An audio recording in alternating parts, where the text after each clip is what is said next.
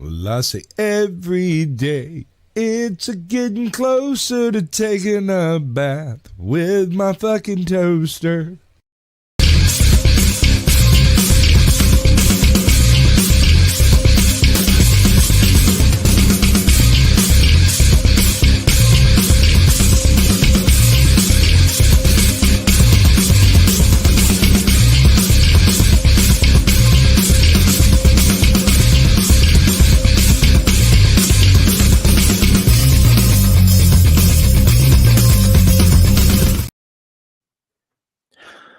Greetings, salutations, and welcome to the 88th episode of Screaming Into the Void. My name is Samuel the Infamous, and joining me today, I have Devil Made Me Do It. How you doing, man? Howdy. And for the first time in a long time, Luke Castley, 20. How you doing? Hello, gentlemen. How is it going? Pretty good, pretty good. Good to see you. Good to be here. Thank you for having me here for the next hour, because at 4 I gotta leave. Yep, absolutely. No problem, no problem. We should also be being joined by Shadow of Hawk at some point here in the next, I don't know, I'm gonna throw out a number, 10 minutes, 20 minutes, somewhere in there. So yeah. But yeah, no, appreciate you taking the time to join us. As always, pleasure to have you on. We are going to be covering some fun stuff today. But before we do that, say hello to the chat. It seems to have disappeared on me since I reset, but Larry was in fact first at 6:30 this morning when I put this thing up. so just credit where it's due. We also have Caucasian Sasquatch in chat. First at 55 or 5:55. Good to see you. Sorry we're running late, folks. I had some technical issues. I had to reboot StreamYards. It was a whole thing. I feel exploited. You should. Welcome, Andy Pickle, over on Rumble. Good to see you. Glad you're here. Andy's been pretty awesome about showing up to pretty much all of my chats lately, even the late night game streams, which is hilarious because I figured I'm the only one awake who's in the States. So green-haired anti-liberal, how you go? Hey, go. Good to see you. So Iron Oxide is in chat. Good to see you, buddy. Good to see you. So Haiti. Oh boy. You guys been following? Right on the fire, huh? Yeah. I mean, it's got to be right on a fire with the guy named General Barbecue. Yeah, he didn't try to get too creative with it. He's all like, yeah, I barbecue people, so hell, there's my name. I think it was more about branding, it's just, put it right out there so everybody knows what they're involved with. I can't wait for his barbecue sauce line, Yeah, I saw a meme the other day. Human. Oh yeah, right? I saw. Did you see the one where it shows the guy's face and it says when you get invited to your black friend's barbecue and he's smiling, and then it's you find out your friend is Haitian and then he's not smiling anymore. No, I hadn't seen that. He's just ugh. I saw the one where he's sitting there talking and there's a leg on the fire and he just lifts it up, takes a chunk off a ball, that's some heinous shit, dude. Oh yep, long pig. Oh yeah, it is what it is. So for those in the audience or who may come later who aren't aware, although this is kind of huge news, Haiti has devolved into chaos, and now there are gangs of cannibal warlords roving the countryside. It's to my understanding, there are 4 separate warlords running their own gangs, and they're all vying for power. One of which is run by the man we mentioned earlier, a cannibal who goes by General Barbecue. I'm not even sure what his real name is. Yeah, wouldn't it be funny if it was something like he's all, yeah, what's your real name? Skylar. You know, but no, it's to me, Right? it's really kind of just out of hand. And the worst part is, or not, I don't know if you would call it the worst part, not for them, obviously, is they have a legitimate claim for asylum, right? They're legitimately in danger being in their Oh country. yeah. So that means they're gonna come over here. The only problem is, are they gonna leave all that shit behind, or are we gonna have, them all settle in one area, and then all of a sudden all the gang violence gets brought back up? That's kind of what I'm afraid of a Right. little bit. Well, there's been complications to asylum seeking too. Apparently, there was a prison break that happened, and 4,000 of the worst criminals in I don't know, Haitian memory, I guess, are now free and unaccounted for. Yeah. And And they burned down where the records were kept, so they don't even know where they were in prison. There's no yeah, They can't sit there and say, "Oh, we know this guy's a criminal, but what'd he do? He could have killed 1,000 people for all we know." There's no records. They burned it down. yeah. And we have no idea if they're just roaming the countryside, and I say countryside. Haiti's not that big an island, but Yeah, so or if they're making their way to Miami They among probably all of the are. refugees. They're probably crossing over to the Dominican Republic, and then somehow they're catching maybe flights to Miami, and then they're gonna let their visas run out and stay over here because that's usually what happens. And it's interesting. I was talking to my family about this, and this is the kind of thing that unfortunately Americans have no idea that it could happen from one second to the other. Chaos can break out in our countries at the blink of an eye, and it could turn out deadly. And that's one of the things that when folks are trying to move over to these different countries and buy um, homes and buy property in those different countries, one of the questions that I ask, do you know what the government is? Do you know that once chaos it becomes the norm, those properties, they're not yours anymore. So it's really interesting. It's for me, it's another indication or another illustration for other people to see how things can happen in other countries when corruption is rampant.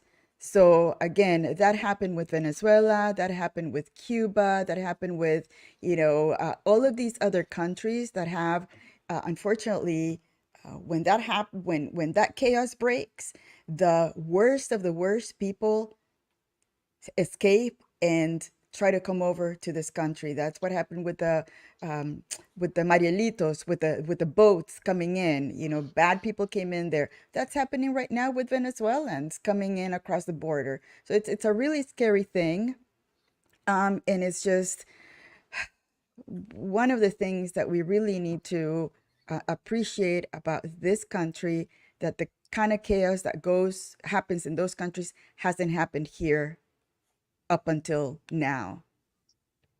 Mhm. You can look at our own little YouTube kind of ecosystem. I think we're all about one bad show away from Dermy eating us. So it could happen. Yeah, that's true. Welcome, Shadow. Howdy, everyone. How you guys doing? Pretty good. Not too bad, not too bad. So last I heard, I know, Lucas, you mentioned the Dominican Republic, and I haven't confirmed this, but last I heard, the Dominicans actually erected a wall to keep the Haitians out. Like they are not Why? letting like refugees over there because they, again, you don't know which ones are refugees and which ones are, murderers who just broke out of prison. Yeah. Sam, name a single event in Haitian history that would make you concerned about letting Haitians into your country without knowing who they are. hmm Yeah. So it is just it's kind of a nightmare scenario. I mean, we've kind of been making light of it a little bit here in the States because it's so horrifying. Everything about it is so horrifying. Honestly, we keep talking here on YouTube about the West falling and becoming more like Mad Max in the future and all that stuff. But I honestly was kidding years ago when I said to my buddies that there will come a time when cannibal gangs will rove the way.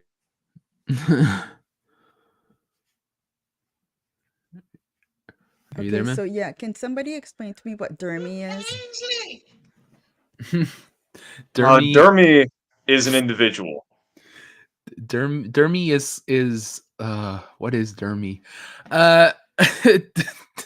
Dermy's kind of like our, I don't want to say punching bag because that's not what he is. He's more of like this entity. I guess is the best way to put it. Let me put it this way. So Lou, you know how like every group of like people have like the one person that just does all the stupid stuff or all the funny stuff and like gets laughed at for it. I want you to imagine that kind of person on every kind of stimulant energy drink you can, and then multiply whatever cringe you can imagine from that by cancer. That's Dermy. Yeah, That's hilarious. he's I just- thought it was related to your gaming stuff. Is that a No, real it's person? it's a person in the community. yeah. He's okay. He's the best of us and the worst of us simultaneously. Like everyone loves Dermy, but at the same time, we all like take the shit out of him because he's Dermy. So Is he No, like he's your Carl in The typical Walking Zoomer. Dead? no, he's not as cool as Carl. Hell no. Oh, No, okay. he's like the autistic guy who thinks he's smart. The one with the mullet in The Walking Dead. Okay, That's yes. Dermy. That's funny.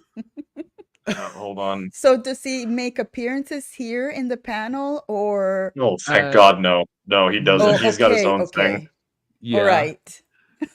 Okay, got it. And- Thank you. Yeah. Poor Sam, Sam go. is having internet As the issues. co-administrator, it is or- not my job to take over. Shadow, you're gone. Hi, Larry. This is non-alcoholic. Don't worry, Larry. but See, I Oh. knew that was gonna happen. That's why I came out and said, let me go on because it's the poor guy's internet. How are you today, Lou? Everything is great. I'm glad that you guys invited me to your session. I feel like the girl in the barber shop. So, it's kind of, I'm just watching all you gentlemen do your thing. And then if I see something that comes up that I think would require any type of opinion, I'll just raise my hand and I'll say something. How about that? Oh, you're always welcome, Lou. You're that's why you're in the SITTV chat. So you're always welcome to give your opinion, just as Devil and Shadow are. So, but yeah, I'm glad I jumped in and did my annual interruption. Devil knows why I do it. well, just in Piss off, time for Sam. his internet to drop, because otherwise we'd have been sitting here like, uh-oh. But we were talking Yay. about the Haitian situation. Sounds like some sort of wrestler. My dog oh, there we in go. the background. Oh, Sam's Sorry, back. guys. Yay. Hey, Sam. No, you're This good. just so you guys in the chat know and everybody else, my internet is spotty. Sometimes it's really, really good, and sometimes it goes out for no reason. Apologies for that. This might be an issue going forward. We'll work around it as best we can. So, all right. Hey, Larry, good to see you. Yeah, good to see you too. I see you have the world famous Luke Hazley on here, so I had to drop everything I was doing and come on. Yeah, absolutely. And everybody's links are in the description below, so definitely go sub, go check them out, go watch their stuff, interact, that kind of thing, share it out, all the things. So, but yeah, so were we still describing Dermy to Lou? Yes, Yeah, and then we stopped. Yeah, I think she got Okay. it. I think she got who he is in a way, at least. I'll said show we a just tell picture, but the people- only thing Oh, sorry, Sam. Usually we just tell people he's the American Mazza, but if you don't know who Mazza is, I mean, I don't know who Mazza is, so that doesn't work to explain it to me. yeah, it's a whole that's another can of worms. I want to shout out to some of the folks that come in from my channel, Lisa, Jay Shar, and the Condemnia.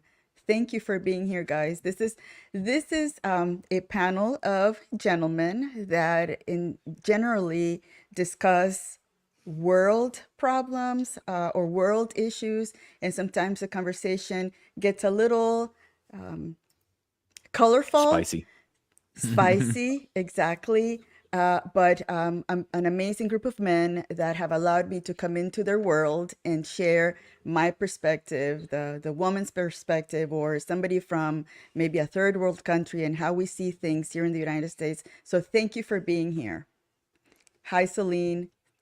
Yeah, absolutely. Welcome. So I do have a bit of a image to show you guys. This was put out by an account on Twitter called Amuse, which is kind of amusing to follow. There's a poll that I think is closed. Yeah, it's closed from yesterday, I believe, maybe the day before, talking about who will become Haiti's new warlord, and it lists the 4 contenders for this. As you can see, barbecue came out on top. But one of them is apparently a wannabe rapper. One of them is apparently a corrupt ex-cop, and one of them is a voodoo hungan.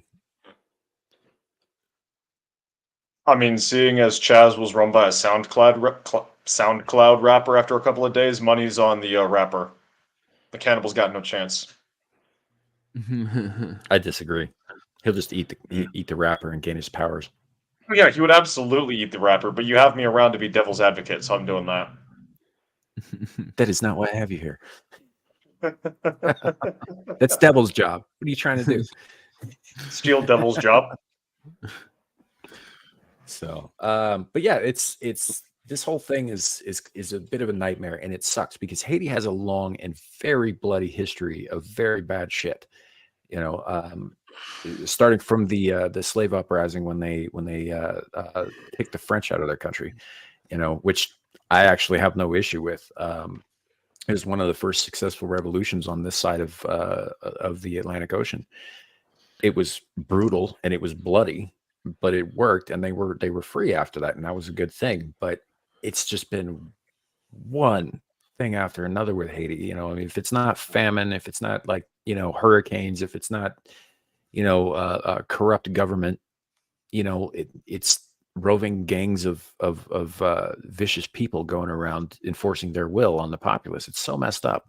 Well, Yeah, no, one of my favorite stories is like right after I mean, I say favorite, like, okay, it's not a good thing. One of the stories I find most interesting, let's phrase it that way so I don't sound completely sociopathic, is like right after like the slaves had done their uprising and they had their freedom, the leader of like their army was like, great, now because we need to make money, all of you get back on the plantation and do the exact same thing we just fought to get away from.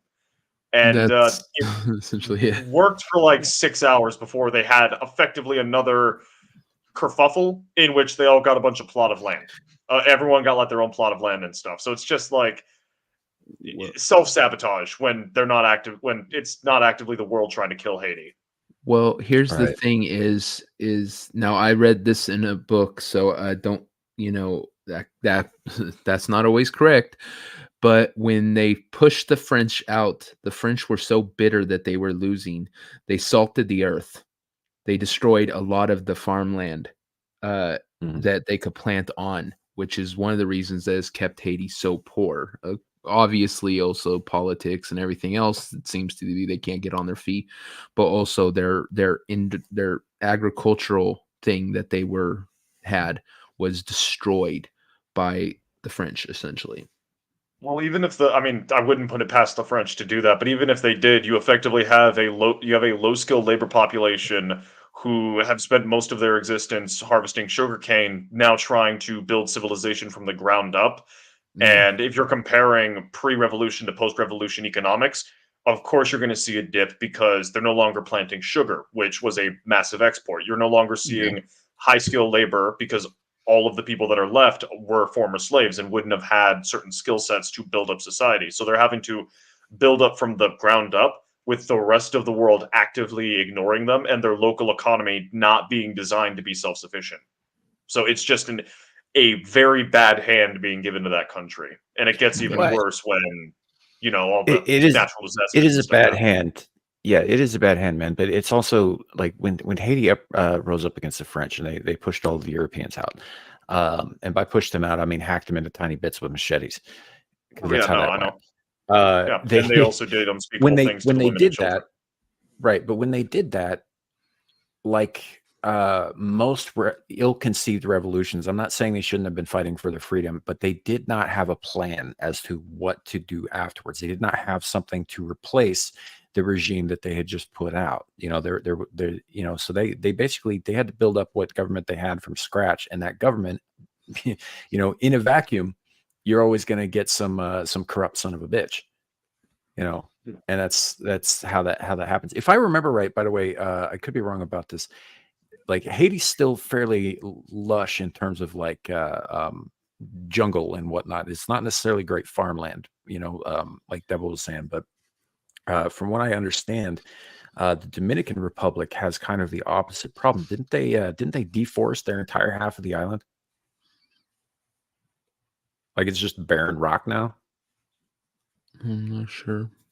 I don't know. I don't know. It sounds like I've heard something like that. But you may have much more information on that than I would.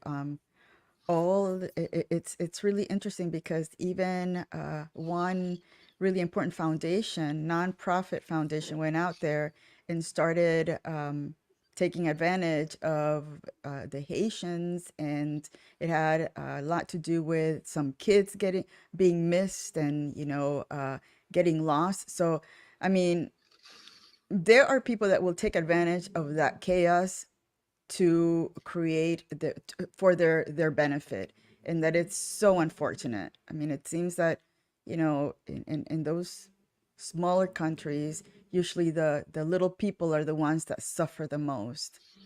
Mhm. Yeah, you're right, Sam, that you have a revolution. Like I said, it obviously completely justified, but you also have to think about what comes after that. It rarely ends good because having a society and structure and all that stuff, going from that, even if it's under slavery, to nothing, can be just as harmful. It can cause, so yeah, it's one of those things where, yeah, they got free, won their freedom, and that's great. But unless you know what you're doing next, you're setting yourself up for a bad time. Yeah. Yeah, and that's consistent throughout with revolutions of oppressed people who had without that was one of the reasons that the United States was actually so successful, is because the men who were behind the revolution planned Yep. things out. And yeah, there were hiccups, and there were things that they didn't plan for, obviously, because you can't plan for everything, but they planned it out. They had designed a new system of government to replace the kingship, Yep. right? To replace the British king, which is I think probably the only reason that the United States has been successful as it has, if at all, is because there was a plan in place for when this happened, so that people wouldn't just be left to flounder on their own. Yep. Not only The that, it Haitians wasn't didn't spurred do on. that. Oh, sorry. That's it. The Haitians didn't do that. Well, not just the Haitians. Like a lot of groups don't really do that. I'm currently in a I'm gonna get some shit for this, but I'm currently in a college course on like Latin American independence, and one of the common threads with like a lot of the other colonies in that region was the fact that it wasn't like the U.S. where there was like a slow, gradual push for independence. It was basically there was a crisis of governance from the home country, and a few elites tried to take advantage of that to become independent from that country, and then they lost control of the process and everything blew up around them. So, unlike the comparatively slow burn of the US, you basically had, we're going to jump to and make our own thing. And then the local non elites took advantage of that, and you had civil wars tearing everything apart, which almost happened in the US, like the Whiskey Rebellion, where like you had a bunch of veterans didn't get treated very well after the war. But fortunately, the U.S. did have enough social cohesion to try to fix that problem, whereas a lot of these other viceroyalties in Latin America didn't even have that kind of social cohesion to fix things. Yeah. If you're going to overthrow your government, folks, you should have something to fill the void with. Because as we all know, nature abhors a vacuum, and this is true in any sense of the word vacuum. Power vacuum, air vacuum. Like something is going to rush in to fill it, and it's probably not going to be the thing that you want long term, anyway. And it does sadden me though to hear about Haiti. Haiti is destroying itself as we speak. Like I said, but Americans have been making light of this mostly because it's mostly gallows humor. It's because it's so awful that we don't have any recourse in dealing with what we're seeing coming out of there. And obviously it's much, much worse for the Haitians, but and I'm not going to lie. I made a lot of cannibal jokes in the last week. I did. I just like, here's one for you guys. 2 cannibals walk into a restaurant, 4 cannibals, right? And the maitre d' says, "I'm sorry, sirs, but all we have left is a missionary from Prague." And so after talking it over for a little bit, the 2 cannibals turn to the maitre d' and they say, "That's all right. We'll split the check."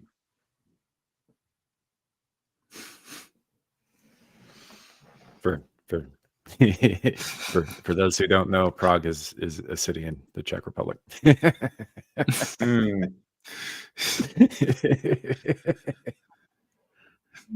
There's like, I don't know what it's just like really awkward silence. It's funny. It's okay to laugh.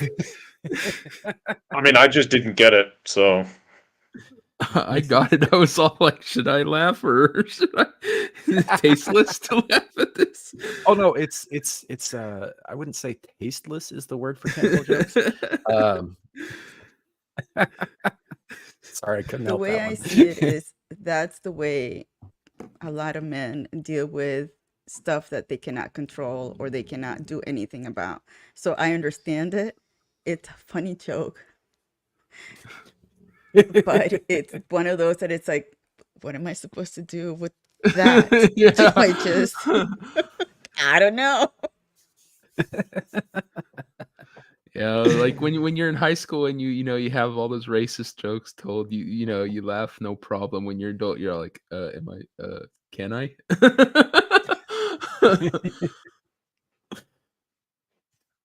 Yeah, it just, I don't know. It is what it is. It's a horrifying situation that I guess for our purposes, right? Like Haiti's obviously got to go through whatever birthing pains it has to become whatever it's going to become. This is not something that anyone can, or I don't even know necessarily should get involved in, outside of their, I mean, it's kind of their deal. But what we're going to have to deal with are the refugees, which, like Deborah was saying, they have a legitimate claim to asylum, but the problem is how do you vet them? Yeah. Especially if records have been destroyed for, dangerous criminals who have recently broken out of prison, and we don't know who they are or what they look like or what their names are. Yeah, it's, I don't know.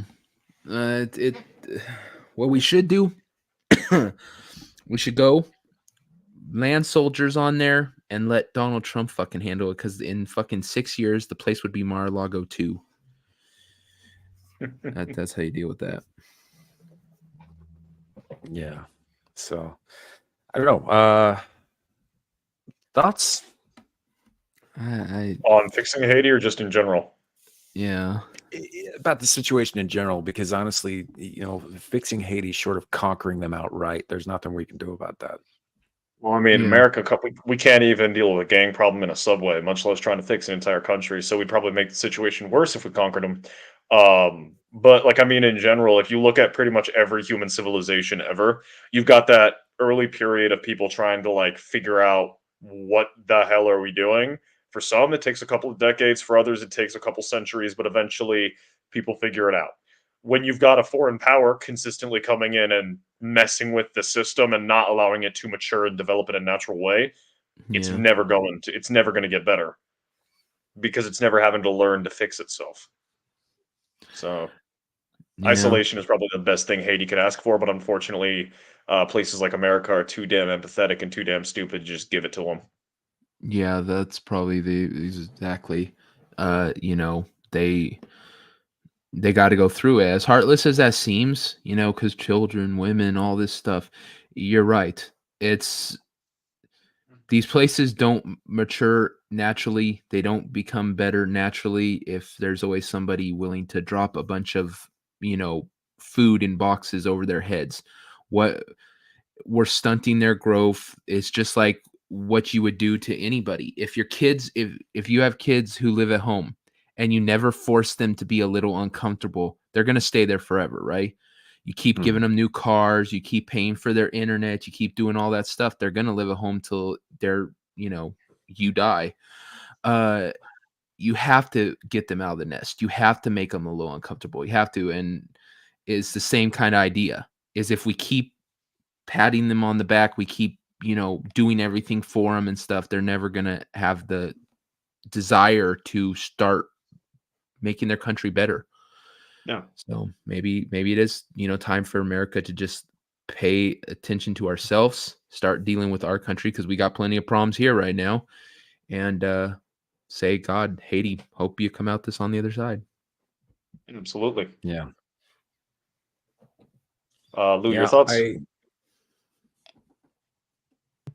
I agree. I think that the more aid you send to these countries that are trying to figure it out on their own, the more strings attached to the country that's sending out the money and to all that additional funding streams that are coming in.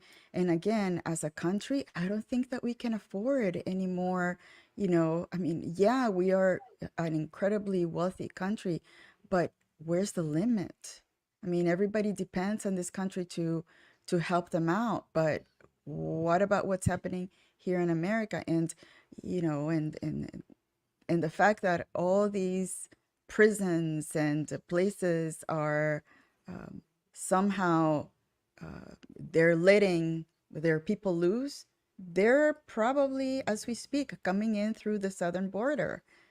So that's where we're going to have to start having to take care of what's coming in through, you know, all those places. I know that DeSantis in Florida, I think he did something about, you know, having to return those boats coming in from Haiti because that's how the Cubans arrived as well. So again, we're getting people in from everywhere, even from Canada. I think that they're coming down. So um, the best thing to do is just to, unfortunately for them, to let them figure it out on their own.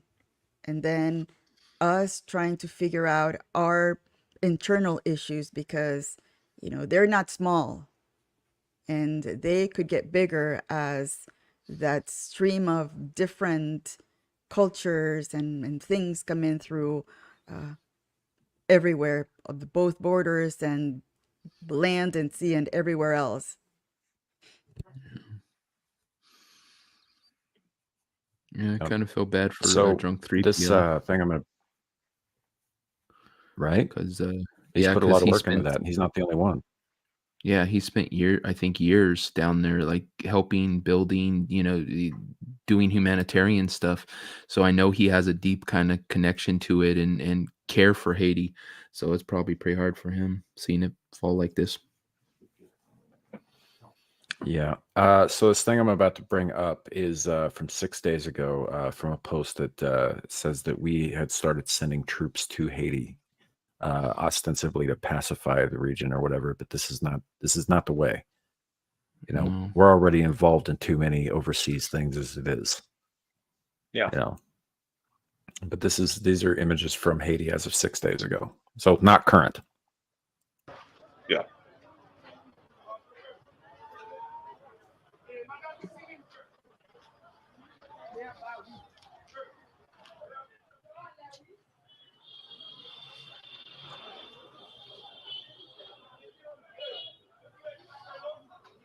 And as I understand it, the Prime Minister of Haiti, a guy named Ariel Henry, is currently stranded in the U.S. Et je veux dire, situation pays en critique. Je veux dire, côté population pas capable de fonctionner, population pas capable manger, population, petite population pas à l'école, madame Sarah ou pas aller dans marché. Personne moun pas qu'à cycler dans pays. Et ça ban nous nèg yo tiré journaliste dans jeu. Yo tué étudiant, yo tué militant. Je veux dire, n'a pas nèg yo arrêter militant n'importe qui gens. Je veux dire, à côté que nous gros premier ministre, nous pas connait s'il mourir, nous pas connait s'il vivant parce que le perdu dans la nature.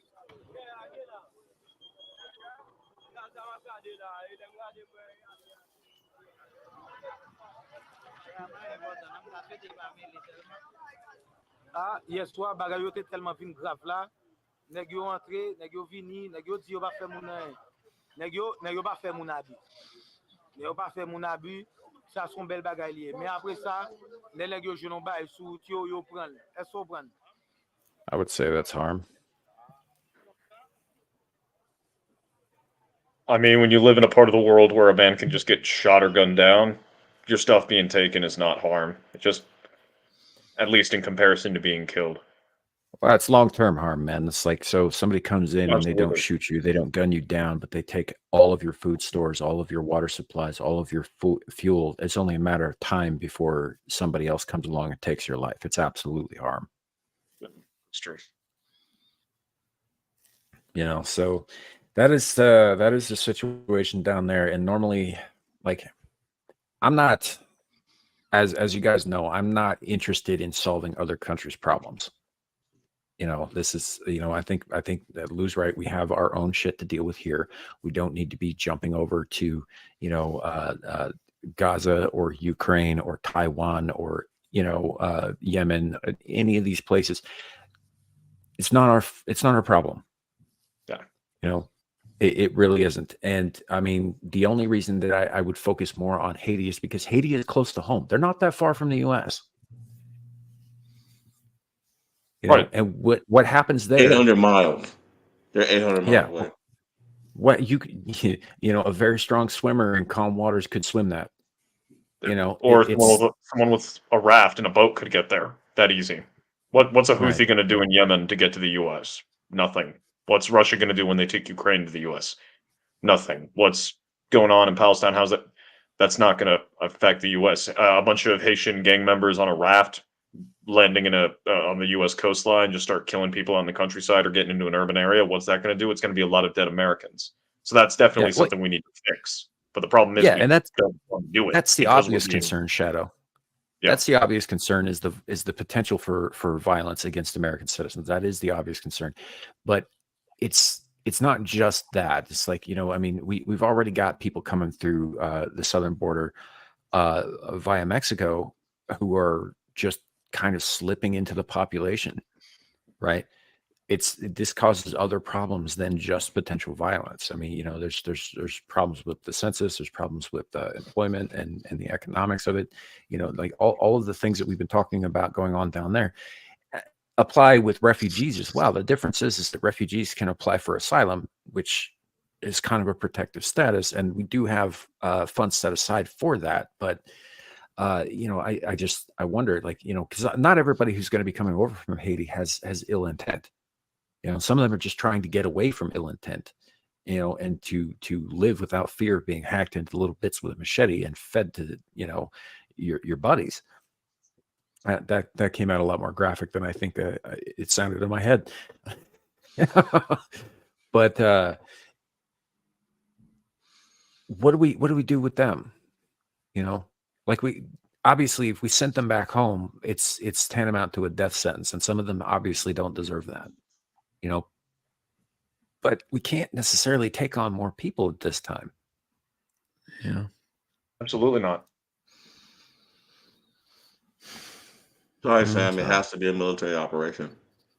They're going to have to go over there, and we're going to have to go over there and solve that problem for them. That's just because really, if I was president, I would have already started doing domestic deployments of our army. Right, but the problem is we're engaged in so many other places. We're dealing with Ukraine, we're dealing with Israel, Palestine, we're kicking the Houthis' asses in Yemen, we're starting to mess around with Iraq and not Saudi Arabia and We wouldn't be Syria. involved in those. Remember, I said if I Right. was president, we would a lot of stuff we wouldn't even be involved in right now. I mean, you're saying that, but don't never forget Putin's quote. I've been through 4 presidents. Every single time they make campaign promises, they say they're going to do something, they get in, and the men in suits tell them how it actually is going to go. So, Yeah, but I'm not them. well, JFK was also very open-minded. Yeah, and then he became open-minded, literally. No offense. Exactly. Yeah, he was open-minded. I apologize. I apologize, Lou. You can blame Devil for what happened to him. I wasn't there. You got no evidence of that. Hey, Yeah, what okay. grassy knoll? Yeah. No, what are you talking it about? was his buddy Moloch causing that problem. I do not have a rifle. No, you just got the Zapruder film. So, hi, Aaron Lawrence. Sorry about that. Like Lou said earlier, things do sometimes get a little messed up. Oh, wait, are we simulcasting the Loose channel? Yes, we are. Yeah, currently. So Speaking we're of, simulcasting on your channel? Yeah, we are. Okay, then let's be very careful with what we say, Sam. I have been. I have been. I would have self-censored a lot more than I normally do if I had known that. I apologize. No Like, worries. I think that we can take it. I'm going to be stepping out or leaving in about a minute because I got that event to go to. I wish I could stay over because I'm sure you guys are going to get into more interesting topics, but I have to go. Absolutely. Nope. Do you No have? worries. You're always welcome, Lou. Do you Would you have like to anything plug you wanna your? plug? I'm getting there, Larry. Jesus. I'm your co-host, Paul. Shut up. Anyway, Lou, do you have anything coming up you want to tell people about? Tell them about your channel. We do. Maggie, the substitute teacher, and me, we are having a meetup in Atlanta, Georgia on April 5th. It's called Eclipse de Luna. So anyone in the Georgia area is more than welcome to come in and meet us over there. It's going to be fun. They're going to serve, tapas type kind of food. And at the same time, there's going to be salsa music playing. There's going to be salsa. I think there's classes even to salsa dancing classes. So again, thank you for having me on. And I'm hoping to join you more often than I have, since I have time on Saturdays now that we don't have the finishing school. I think we're starting the finishing school in August, so I have some time to join you in a little bit for a little while before we start the finishing school in the fall. So thank you guys for Excellent. having me on. Absolutely. Anytime, Lou. You are always welcome. Nice to meet See you. again. Bye. Nice to meet you. Hi, Lucy. Thank you for coming. Bye. Have a great night. That was Lou Castley, 20 over 50, ladies and gentlemen. Her link is in the description below, both here and on Rumble. Please do go check her out. She's doing great things. The online finishing school for young women, for women in general, is a pretty good thing, I think. Also she's much sweeter and nicer than any of us. Just keep that in mind. Yeah, she is a class act. Luke Casey is a very, very classy lady. She always comes into the chat at exactly the wrong moment when we're making some horrendous gay joke or something.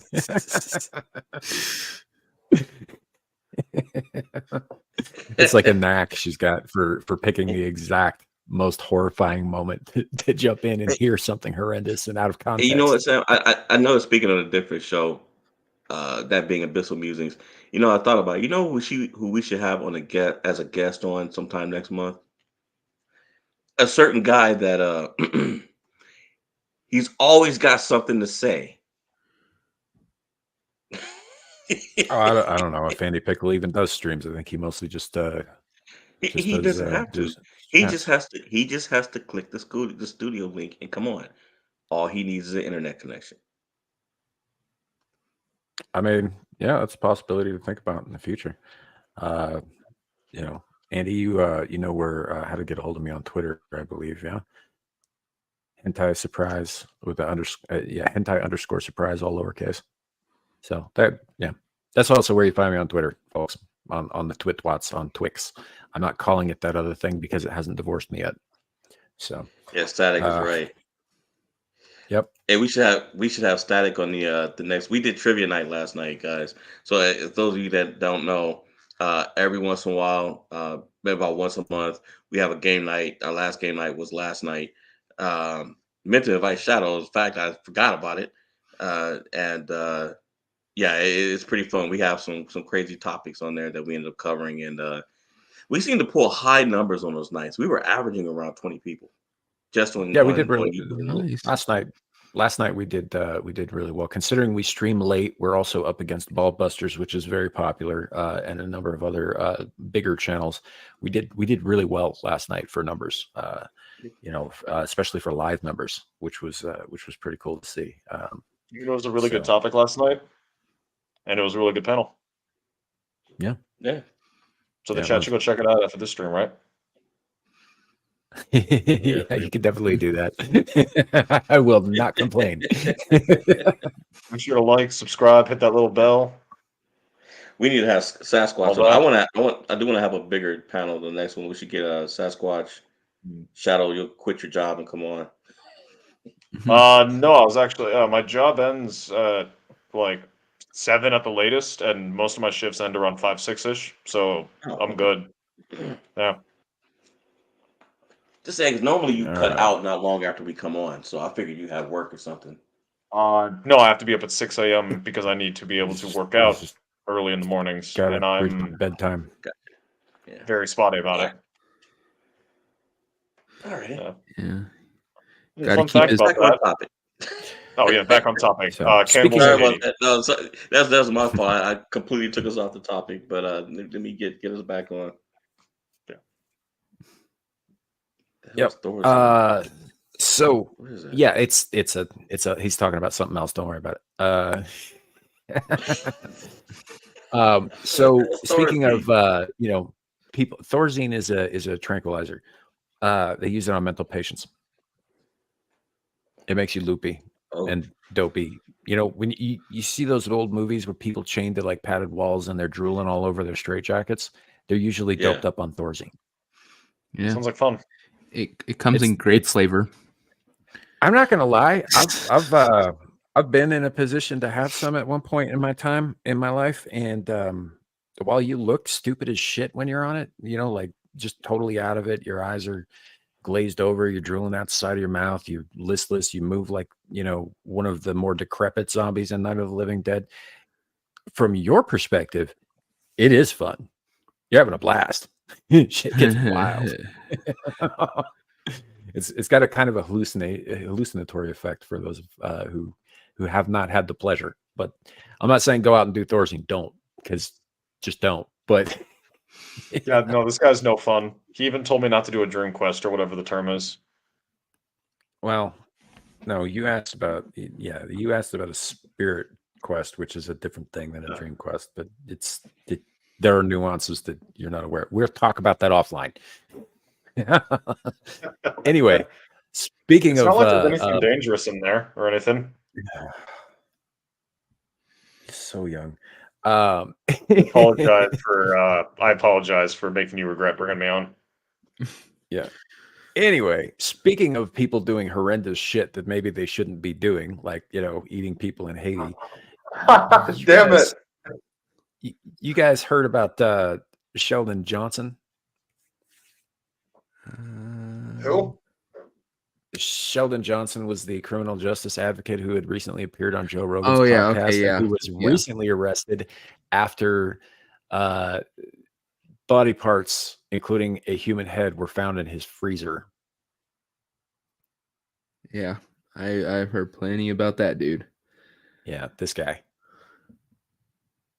right here. Oh, damn. He's Haitian?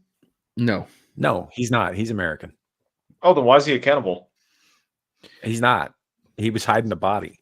He's a Yeah. murderer. I don't think he's a cannibal. Yeah, I So, talked I about don't that know. on Wednesday. He was Mhm. scumbag.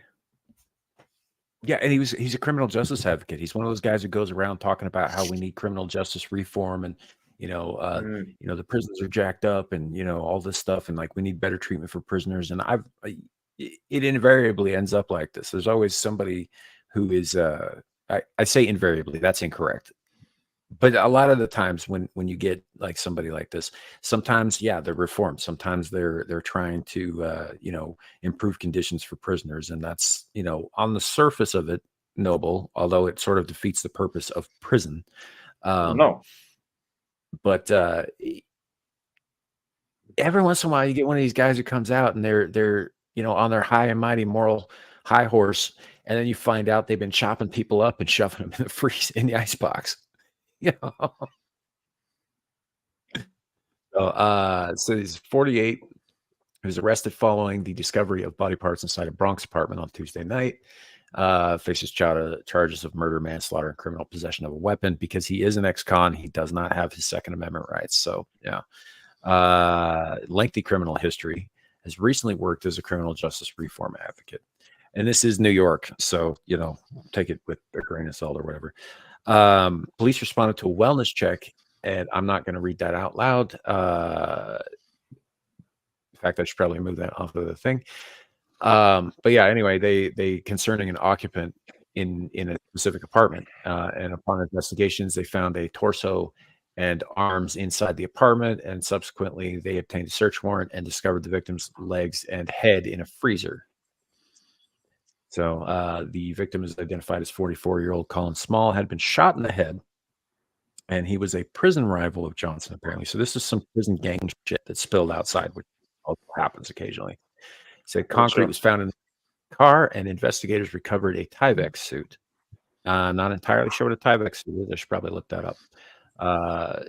Johnson, who served about 25 years behind bars for attempted murder and other offenses, had recently appeared on Joe Rogan's podcast discussing his life transformation.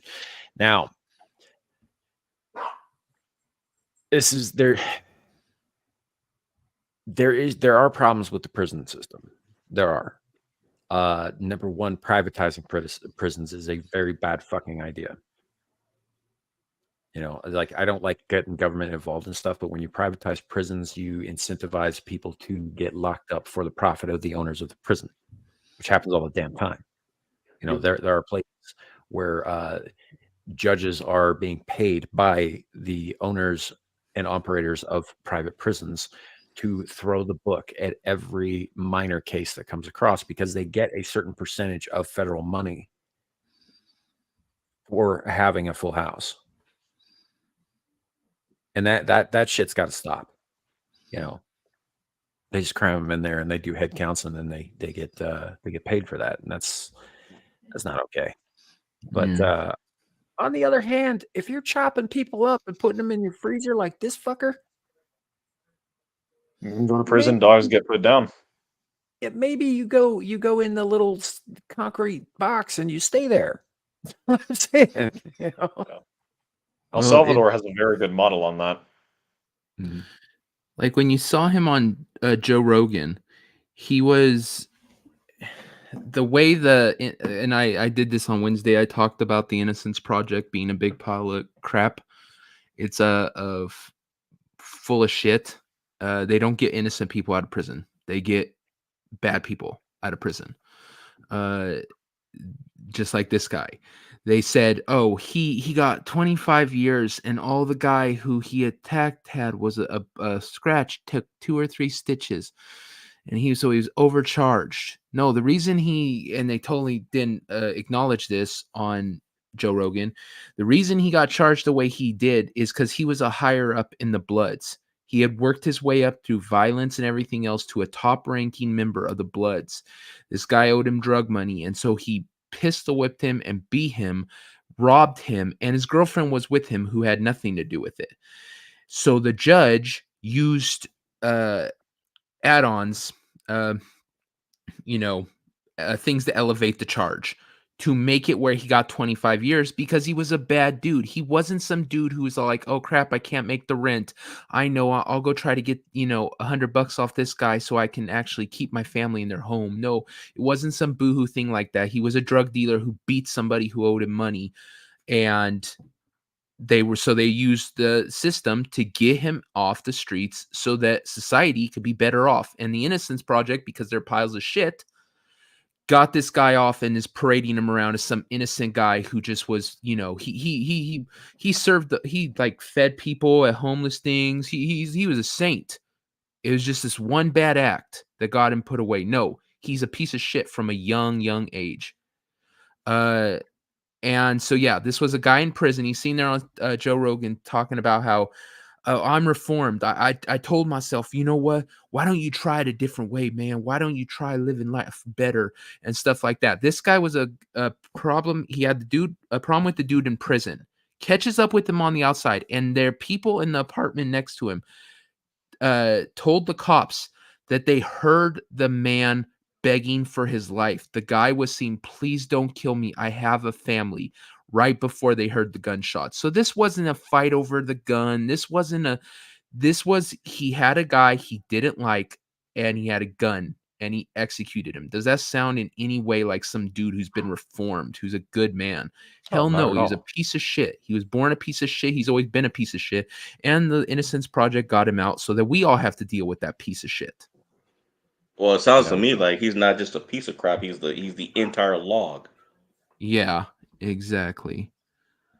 Because it's not actually about fixing prison. Like, all these groups aren't actually about fixing the problem, because that requires accountability on the person who did the crime. Most of these groups think it's the environment they're around, or it's society acting against them. And if they just get a little bit of help and a little bit of support, then they will be in a better situation. And you actually need to support them. You actually need to help them realize what they did was wrong. You can't just pat them on the back and say everything will be better, because then they'll pretend like they changed so that they can get out of the shitty situation they're in.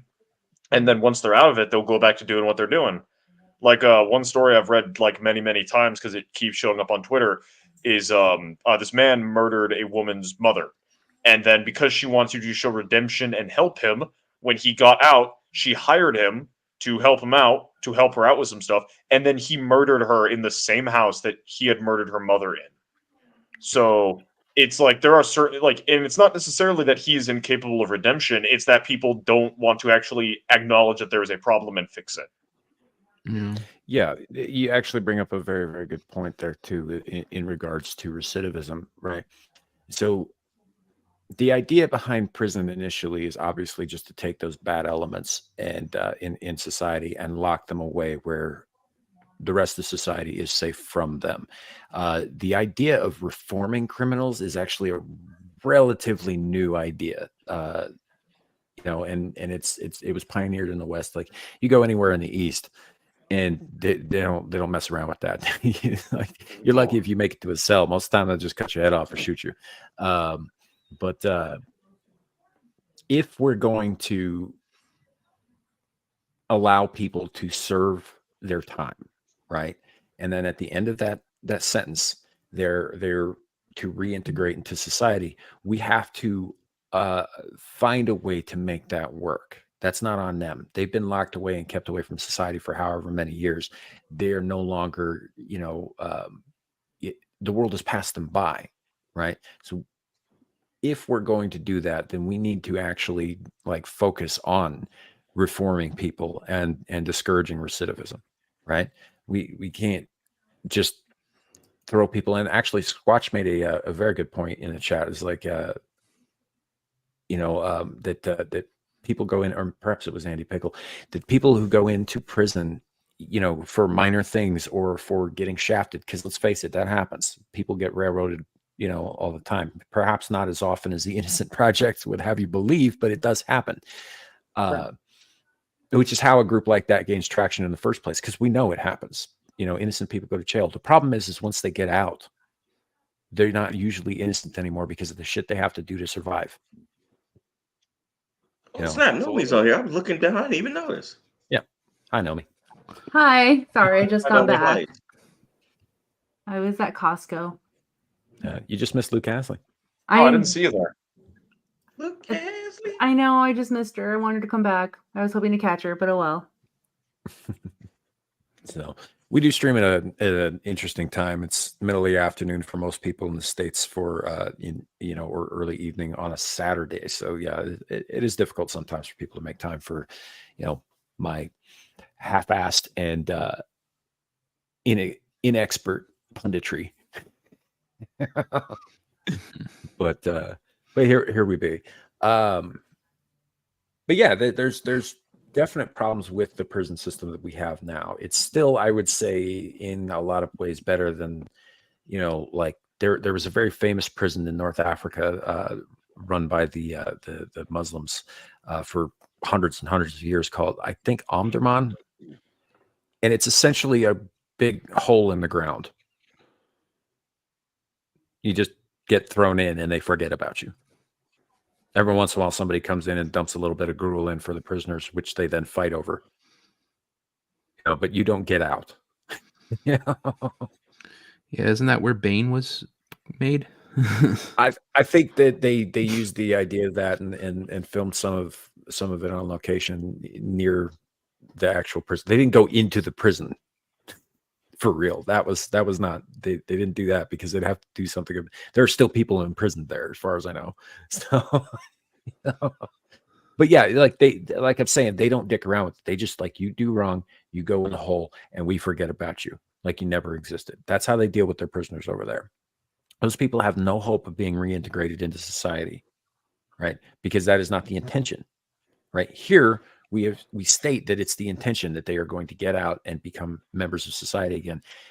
And yet we do things like we strip them of their rights as a citizen, which while you're in jail, I don't necessarily have an issue with. But once you're out, there should be an easier path anyway to regaining your right to vote, to regaining your right to bear arms and that sort of thing, provided you're not like some psycho who cuts people up and sticks their head in the freezer. There's got to be a better way of doing it than we are doing it, because what ends up happening is, like, people get out of prison harder than they went in.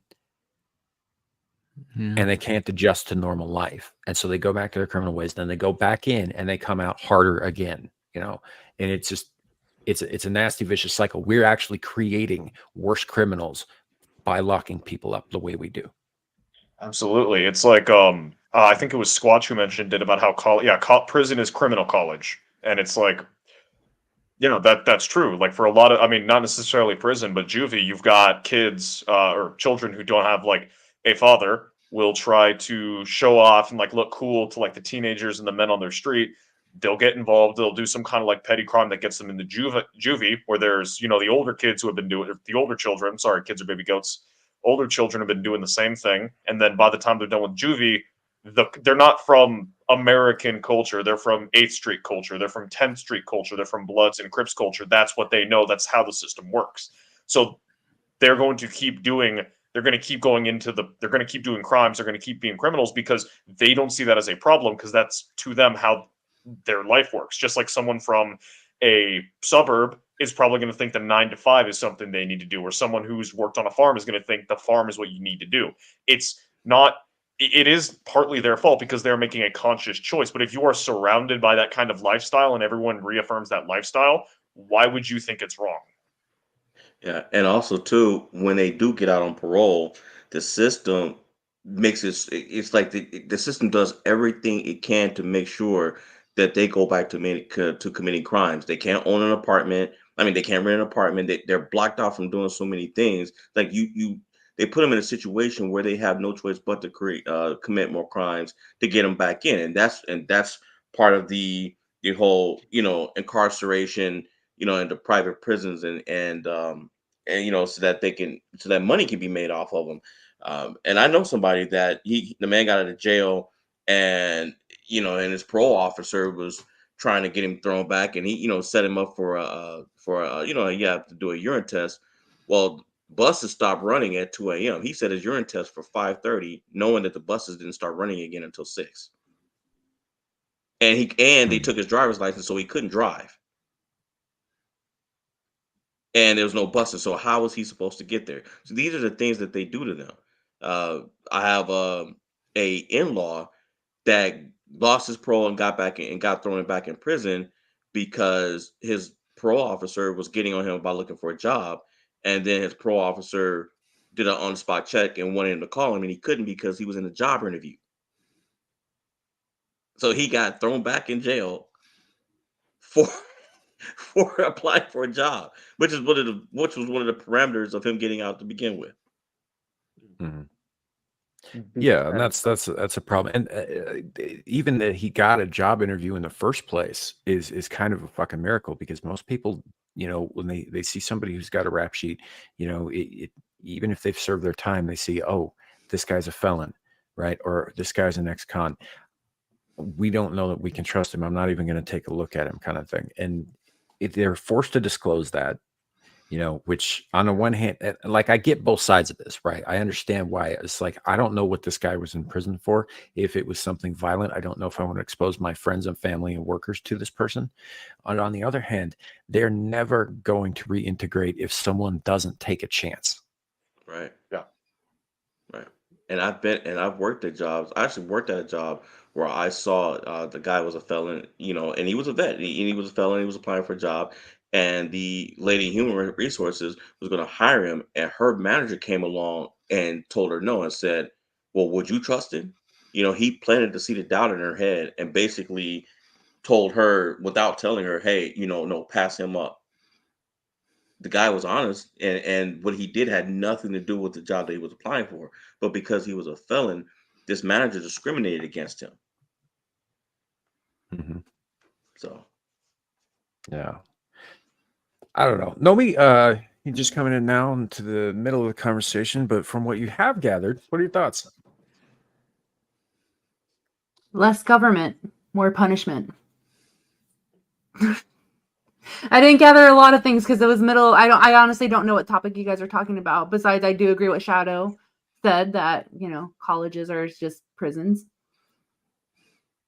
But Yeah, colleges are training grounds for future white collar criminals. yes. I mean, Or colleges. insurrectionists, depending on Colleges how is far already. along the float is. Yeah. But no, no. it was prisons are. Oh wait, no, you're making a joke. Sorry. Me? No, I was being serious about it. Well, no, because what I said was prisons are criminal college. Criminal. Yes, So, like, you're right. Right. Okay, Yeah. then I may have misheard you because I No, thought you were going to then- play on words. I apologize. No, I missed my words. So yes, you said it right, and then I twist just a little bit. That was my fault. But yeah, no, Well, Damn it, devil. that's exactly. Sorry, I did it. No, you're right, 100%. It's you take a bunch of people with different skills in criminality, you put them in the same place, giving them nothing to do but talk. Yeah, that's gonna work out well. It's like a think tank for criminals. It's gonna get worse. You're gonna have a guy who goes in there because he's really good at breaking and entering, and then he gets to talk to a guy who's really good at this crime and says, hey, I can actually use that. I can, so yeah, it is. But like, I mean, what can you do? You can't keep them all apart, like 100% separate. It's going to happen no matter what you do. what you just have can do is think for yourself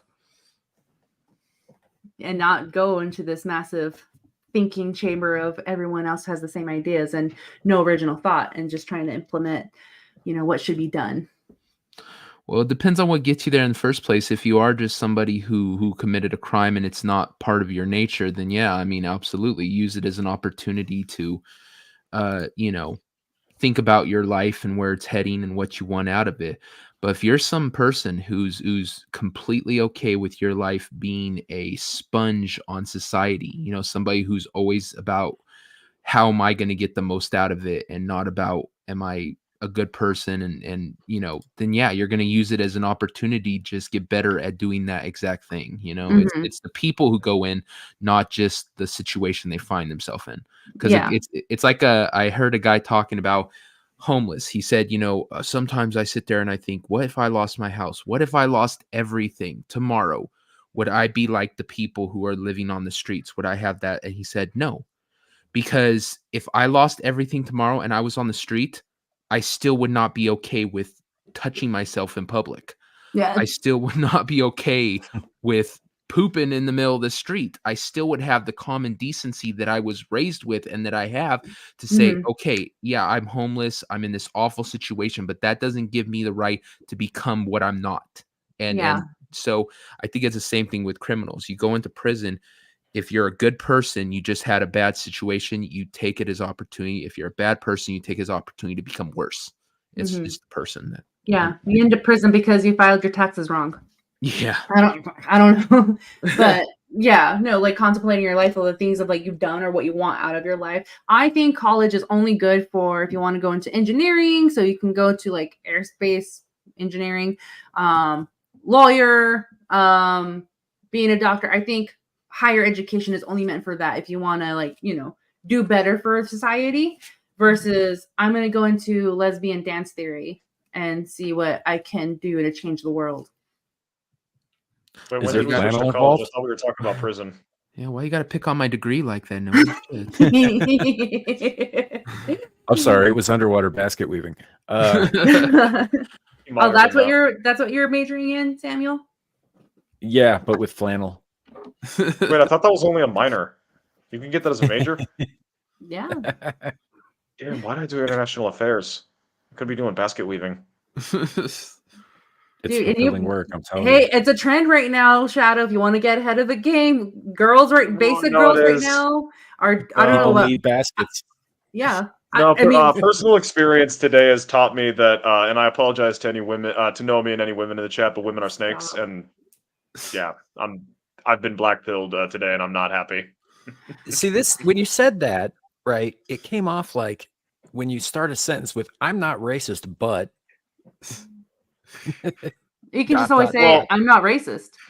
Well, I mean, logically, I know that logically, I know it's an experience that is a anecdotal one and a variable, but also it's kind of confirming stuff that Twitter and people and YouTube have been saying, and I've been going, nah, that's not true. Nah, yeah. Yeah, you've been hanging out with those MGTOW fuckers, haven't you? No, duplicitous. Someone who is a duplicitous lying hypocrite is bad, and unfortunately, I'm just gonna leave it there.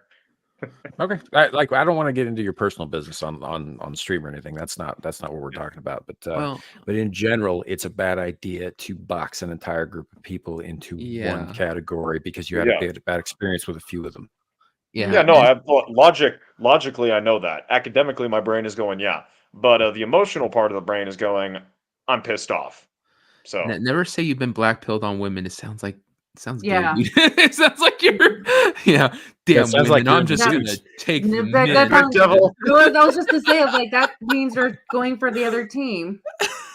Fucking damn it, devil! I'm gonna try men for a while. We're trying to help you here.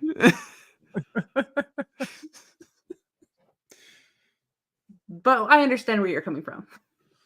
And no, I didn't take any offense. But yes, just don't say black pill against women. Don't just don't say that. No, I'm not gay. I'm not gay. I have relationships with women and the rest of the quote. Yeah, that's why he parts his hair the way he does. Stop making fun of Shadow. But you did open that up like I'm not gay. I have relationships with women and sex with men. And sex with men, yes, that's what I was referencing. You know, I got a thing for that. Hold on.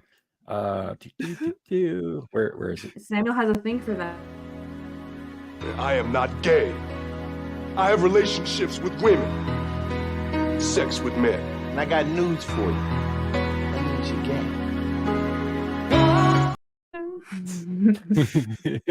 gay. We cut it off soon enough. That music gets us hit with a copyright every damn time. So, Lively, it's part of one of the greatest soundtracks ever for one of the greatest animes ever, adapting one of the greatest mangas ever. I really want to. I want to have somebody give me that argument just so I could sit there and go, okay, let's work this out for you. If you have, by definition, if you have sex with men, you're gay. See, Devil, if we look back to the ancients, if we look back to the ancient Greeks, as long as you're on top, it's not. It's only gay to be a soap. No, See, no, that's just what they said to justify it. It's It's still gay. Yeah. If you It's keep your still shoes on, gay. it's not cheating. No, I'm It's like, sorry, it's not cheating. Did you guys did you guys ever see there's a show on Netflix called Norseman that came out around the same time as Vikings did, but it's a comedy and it's actually made by Norwegians. They actually filmed it twice, once in English and once in Norsk, which was pretty cool of them.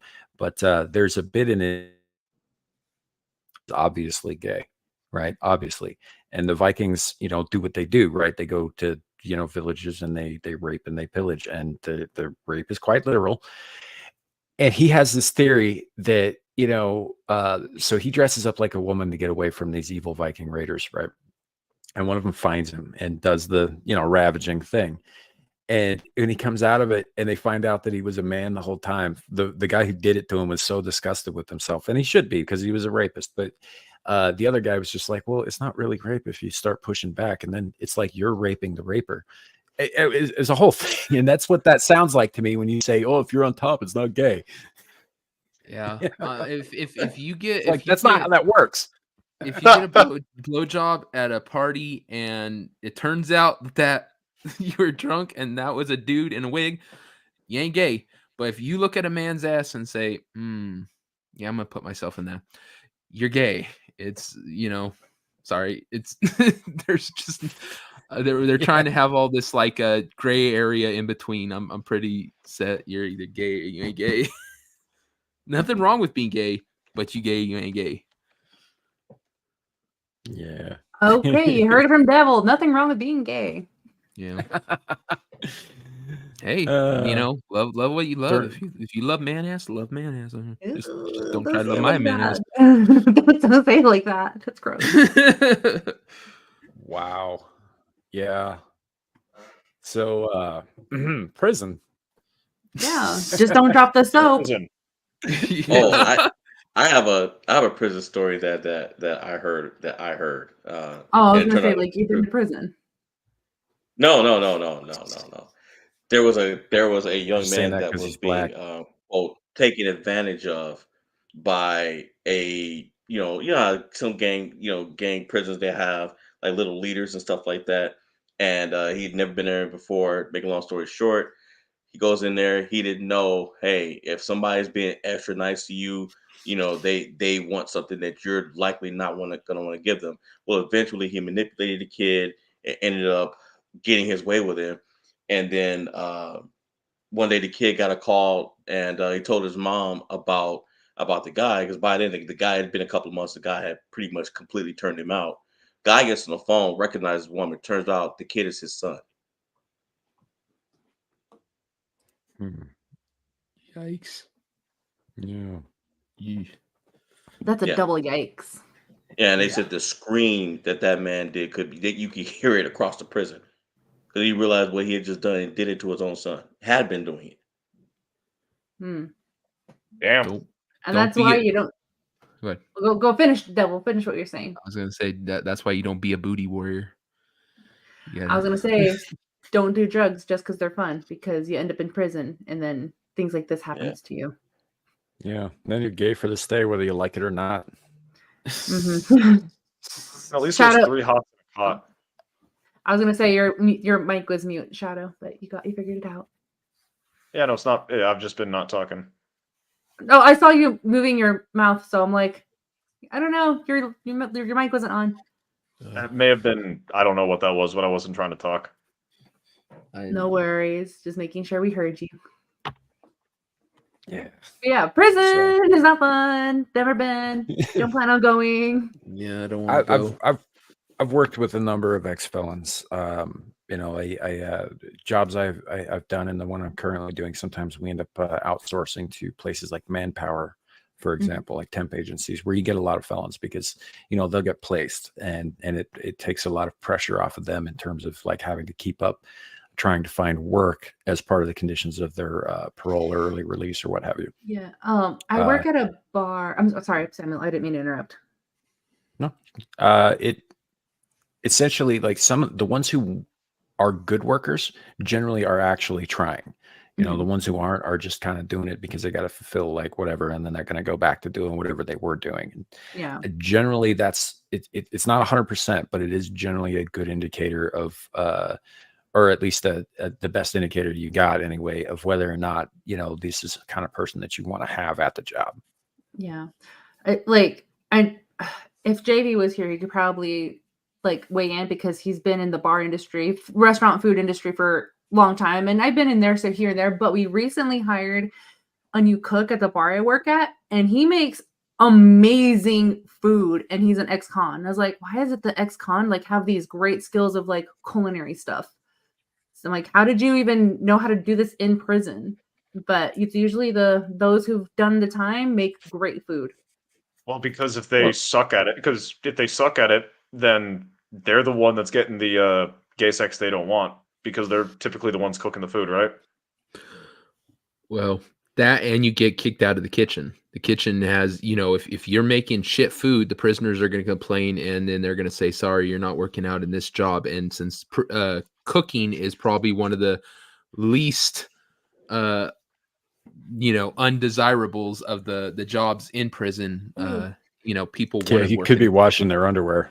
Yeah, you could be washing greasy ass, nasty underwear down in the thing and stuff. Yeah.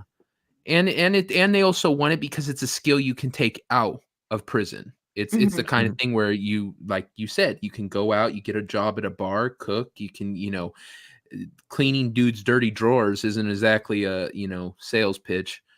You know, oh, you want this job? What have you been doing for the past 7 years? Cleaning men's underwear. Oh, getting the brown tapes out. Well, when you disguise it, you call yourself a linen engineer or something. I don't know. Cotton engineer. I mean, also getting blood out of like tidy whities without lemon juice is probably a very good skill to have. Linen engineer. They're all like what do you talk about? Like linen, like the fabric. How about this? A fabric engineer. Fabric engineer. Even jobs though, like as much as people talk about, like California, for instance, has a program where, you know, they've got inmates making license plates, right? Yeah. So even in a job like that, where you might not be getting paid much or at all, if Kamala Harris is running shit, you know, or but what you are doing while you're doing that, and yes, it's assembly line work, but you're still learning, you know, machines and manufacturing and like things that could help you potentially get a job at a factory or something when you got out. You know, it's not like it's invaluable information to have. Yeah. Or non-valuable, I should say. Invaluable means something totally different. But, you know, so it is possible to better yourself, to improve yourself in there. A lot of guys get their college degrees while they're in there because you ain't got anything to do but, you know, a library study, and read. really. Yeah. You know, and I say more power to them. I was like, you know, and not only that, but they're earning their college degrees, but they're also doing it without the I'm gonna use air quotes here, added benefit of today's modern higher education system, where people go in normal and come out commies. Do they also have debt afterwards, or like is the prison effectively paying for it? Prison pays for it. It is part of the rehabilitation program, so the prison does pay most, if not all, of the costs involved in that. What crimes will get me for? Stop. No, because they will search. They will go to your search history, dude. You click enter, and I had an incognito tab open. We're good. That still doesn't protect you. Oh, it says no one can see it. It says it doesn't get added to my history. And then you admit it on stream. That's very helpful. Well, I could just do a DC. Crap. What's the claim that like everyone thinks gets something taken off the internet, but it doesn't actually get taken off the internet? DCAA, right? You mean a DMCA? DMCA. Right? Yeah, that one. The one that like all the women on the whatever podcast say when like they want to have kids, they can just erase their OnlyFans from. The internet if you do that to Sam, he's gonna kick your ass. Yeah. I will find you. Yeah. You already know where I live, I'm pretty sure, and that scares me. Well, I mean, if all else fails, I could just call your parents. It'll be fine. Get you grounded. Even though you're 20, you're grounded. We're putting the parental control back on your computer, young man. I live at home. I'm on my own. I'm in a dorm room. Yeah, no, I'm more scared of them sending my brother up to hang out with me for a weekend. That's a bigger threat than grounding. It's just like, are you afraid of kids or what? No, he's 18, and he would basically have free run to hang out in a college town at 18. Oh, okay. And I'd be having so to pick up you'd be after him. responsible for him. Oh, that's much Mhm. worse. That is much worse. Yeah. Yeah, if something happens to him, it's your ass. Have you seen my brother? No, I haven't seen him, but I do hear there's an 18-year-old butt naked on top of the freaking tower over there screaming shit I would down. take that. I Go would look take that over some of the other shit. And he's known as Shade of Hawk. I think his brother's name is Shadow.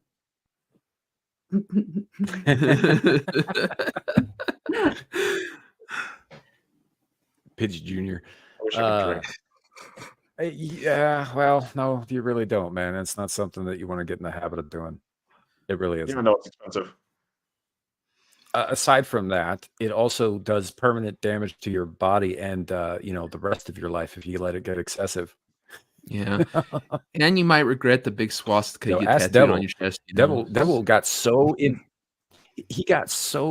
involved in drinking that he had to escalate it, like all things, right? It seems like enough at first, and then it's just not. So you got to escalate it, and eventually you're doing shots of hot sauce with a guy who just nared his chest.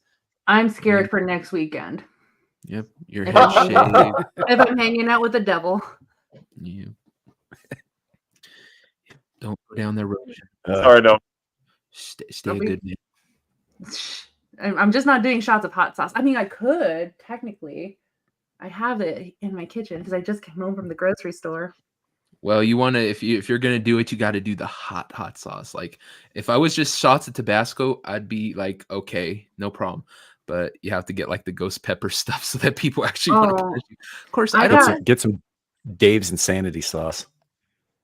I got salsa valentina, like to put on my potato chips with lime. Mm-hmm. That's what I do. I put Tapatio on everything. Like that's my toothpaste right there, man. That's the I love that stuff. Hot But, sauce yeah. better or worse than soy sauce in regards to taking shots? Well, if you take shots of soy sauce, you can literally kill yourself at some point because the salt content will The go sodium too will, high. sodium will kill you. Yeah, I know. That was not a fun experience. I'm just wondering if hot sauce would be a better idea.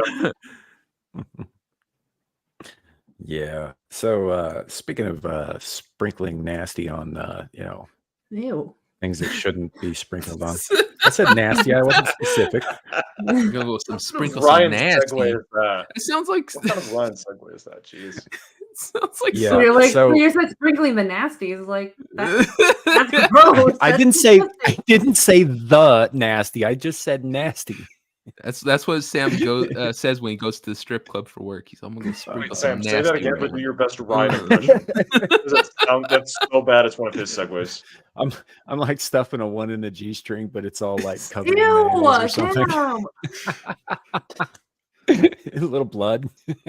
Sam.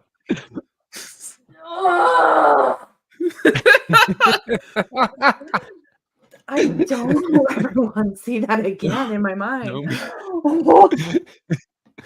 All right, so we're moving past what I just said, because that was not the intention of that comment or the initial sprinkling the nasty comment at all. I was just referring to HR 7521. What? What is this? TikTok The ban? TikTok bill. Yes. Yes, indeed.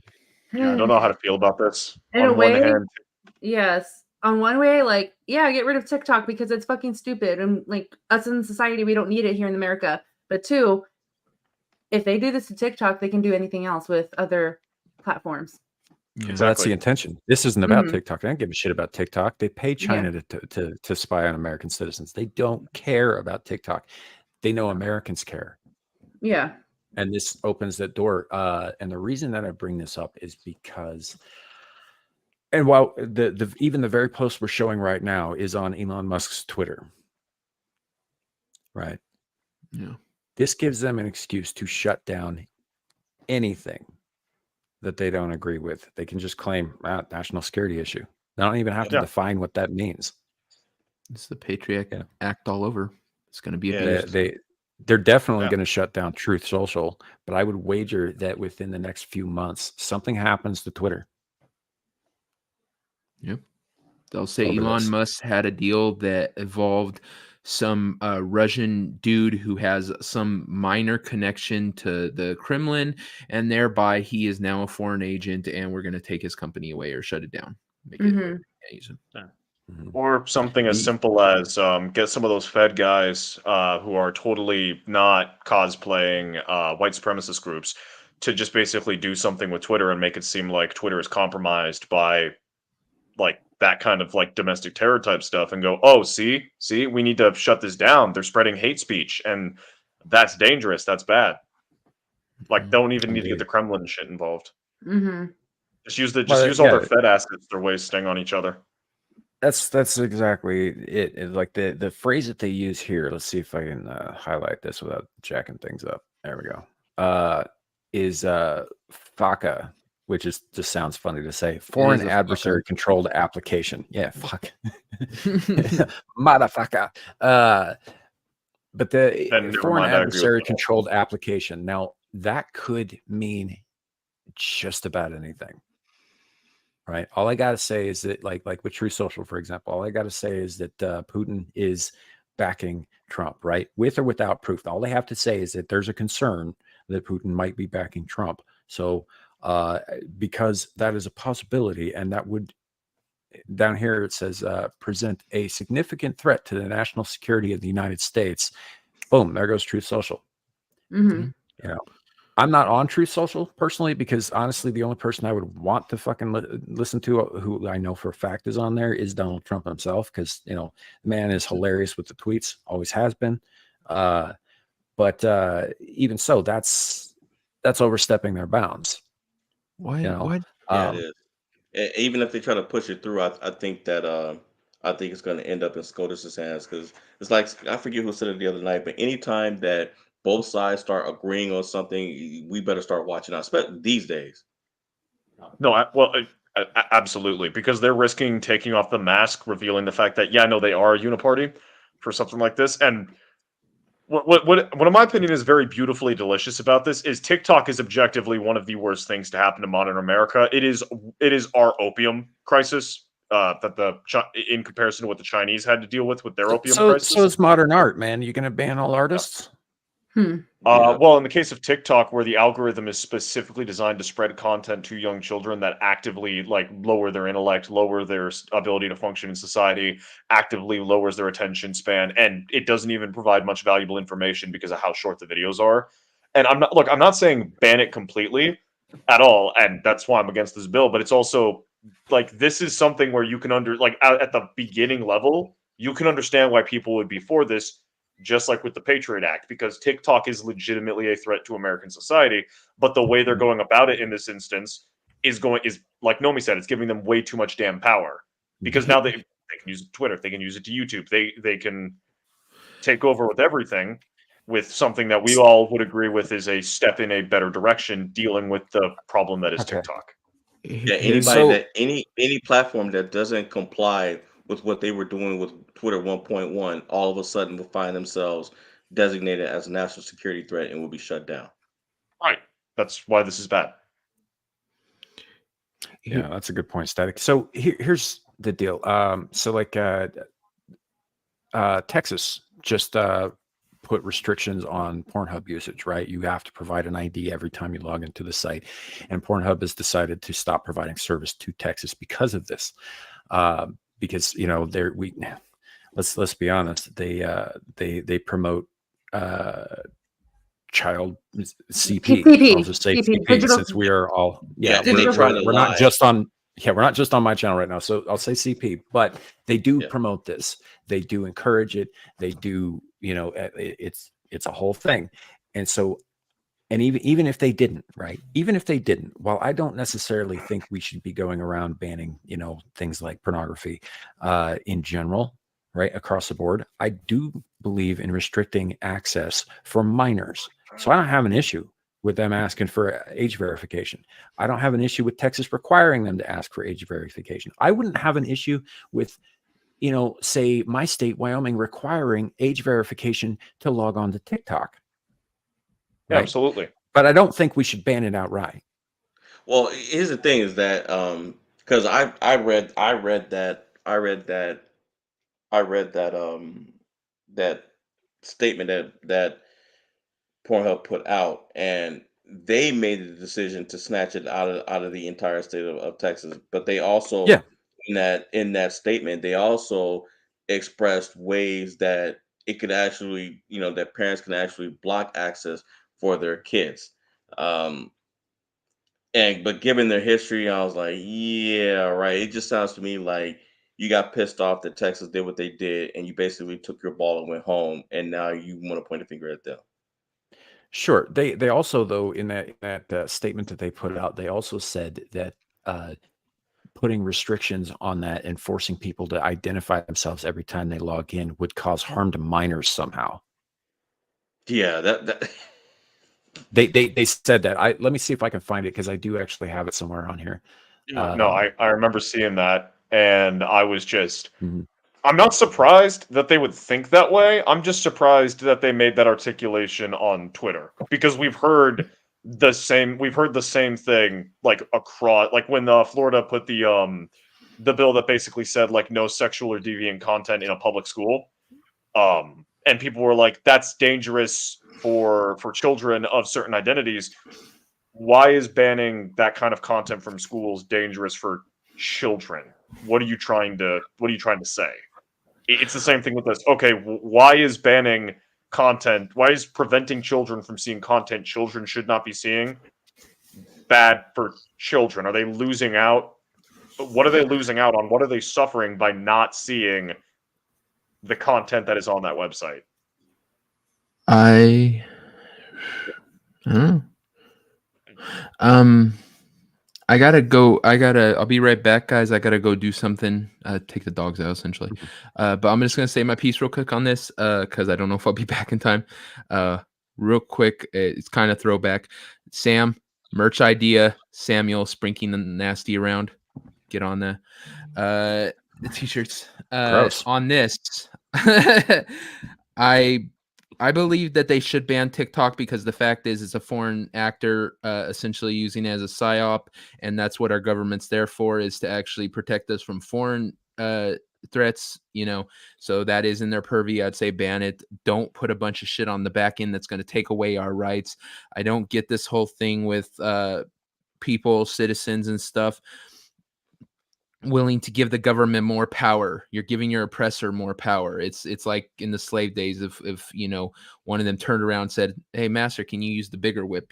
Why are you doing that? Why are you fucking giving them more power to hurt you?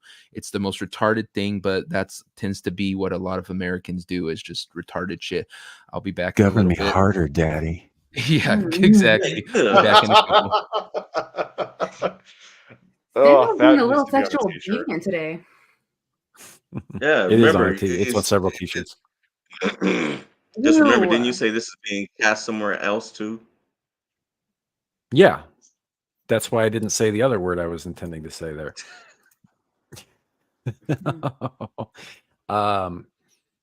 So this is the statement that Pornhub put out, and the bit that gets me is right in here, right down at the bottom, where it says, while safety and compliance are at the forefront of our mission, providing identification every time you want to visit an adult platform is not an effective solution for protecting users online, and in fact will put minors and your privacy at risk. Yeah. That, that doesn't raise eyebrows or anything. Yeah. Like what kind of... Well, then what are you hiding? what are you doing? And Yeah. why is the privacy so important if minors are at risk? I mean, like, what are you doing with those? Just saying. Yeah. I mean, like the Zilla, first part of that the was... sentence. Oh, sorry. that was exactly my first question. Was like, what? How does this put minors at risk? It doesn't. Yeah, it's a buzzword. Yeah. So, And I mean, yeah, like the first part of the first part where it's like it's not an effective. A more effective thing would be parents being there for their children. Parents, not allowing their children easy access to the internet. Parents, being parents, not genetic. Crap. How was I going to phrase this? Parents actually being parents and not just the people who provided the genetics for the child. If they actually cared and paid attention, we wouldn't be having this problem. But because people are too incompetent or too lazy to be parents, they want the government to be mommy and daddy. They want Psycor to change diapers, Psycor to make food and meals for children. That's why we're having this problem occur. But then they reveal the real thing, and it's the fact they want children to be able to see their content, because pornography does rewrite minds. Even if they don't, Shadow, even if they aren't actively pursuing a minor audience, even if they aren't actively putting minor related things on their website, right? Even if they're not doing those things, I think they are. I agree with you on that. But even if they're not, right? What this smacks of is like, because Zilla's just right. It's like it's just stupid reasoning. It is. Anybody with any ability to read and comprehend reading whatsoever will see this and be like, wait, what? And the reason for that is because it's about buzzwords. It's about like, oh my gosh, kids are at risk. That's what people are going to hear. That's what's going to resonate with them. And they're going to see that and associate in this context that with restricting things and be like, oh my gosh, we don't want to do anything that puts kids at risk. So we better not do this thing. That's all they're doing. They're just playing on a buzzwords. This is a very, very leftist thing, right? You throw those buzzwords out. It's like saying, well, let's say General Barbecue down in Haiti, to kind of circle back around a little bit, decides to name his war band. And yes, that's what they are, right? His war band of roving and marauding cannibals, the little old ladies crossing a street and fluffy puppies club, right? It's all about branding and wording. It's all about misdirection, right? Saying like, oh no, we're this thing over here. We're not actually, what you think you are, because look at these nice, pretty words that we have over here that are designed to make you feel good, that are designed to divert your attention this way, right? That's what they're doing here. I wish but there was they're a still book. Cannibals. I wish there was a book written by a communist about the year 1984. Maybe that would have given us a good warning of what's happening. Yeah. Yeah. Be nice, huh? Yeah. The thing is that book now was written by a guy who was kind of pro-commie, but yeah. Yeah, no, he was anti-authoritarian. He was pro-commie, and he was. What? The two can't be separated. That was Orwell's mistake. Exactly. But yeah, no, like I remember there's like one quote that I like that always screams to me, and it's about like how he was warning about like the screen watching, like people should be worried when the screens are watching, but modern culture, we're upset when no one is watching.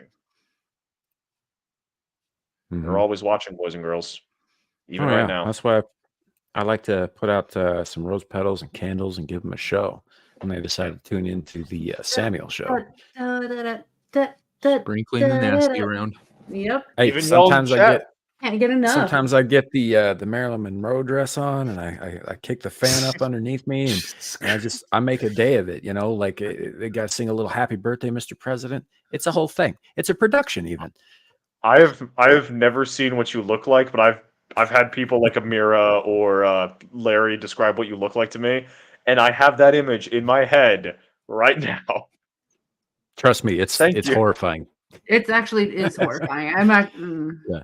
It's even worse when you switch him to the Eldritch Abomination version. It's so too many flying tentacles. Well, not only believe that, the CIA is not watching me anymore because they don't like what they see. The NSA loves that stuff. Yeah, and these are guys who sit around like combing through CP and like videos of people being droned to death all day long, and they don't like what they see when I put on a show. And they're skipped out of their mind because they're on coke. But what how earlier Stam said, he's like, yeah, like what was it, like you being in a G-string? And I was like, no, I actually don't want to see that. So yeah, like Shadow, what Samuel just described right there and then, it's even worse if you've seen him in real life. Amir's in the chat. I'm gonna hide. Amir's in the chat. I'm Oh, not the that local ugly, gin guys. is I'm here. really not. So hi, Amira. Hello. Just So- kind of curious. I put in the private chat, like, how much longer are you going to stream? No moo. I don't know. Okay. Because I need to take a quick phone call and I want to come back to these conversations that we're having. Okay, yeah, go make your he phone said- call. We're probably gonna still be here. Okay, I'll BRB. Bye. You be Airbnb. Yeah. So, but this was just one of the things that I wanted to, bring up was the whole Pornhub thing here. This is just an example of where we were going at with the TikTok thing. So I'm gonna Yeah, jump there off the it's screen. yeah, I love how the left has been acting like this is some sort of tragedy and shit. Oh, this is some violation. You don't have a freaking you can look at porn. You don't have a right to it. You're not like it's not like it has to be provided to you. And it's so yeah, and it's not if you have an ID, put in your damn ID. Who gives you give it to every other place, right? I mean, it's not a big deal, but if they don't want to serve Texas, I'm sure some enterprising person will start up one and say, yeah, I'll put it in Texas. I don't give a shit. I mean, there already are many other alternatives. Like so.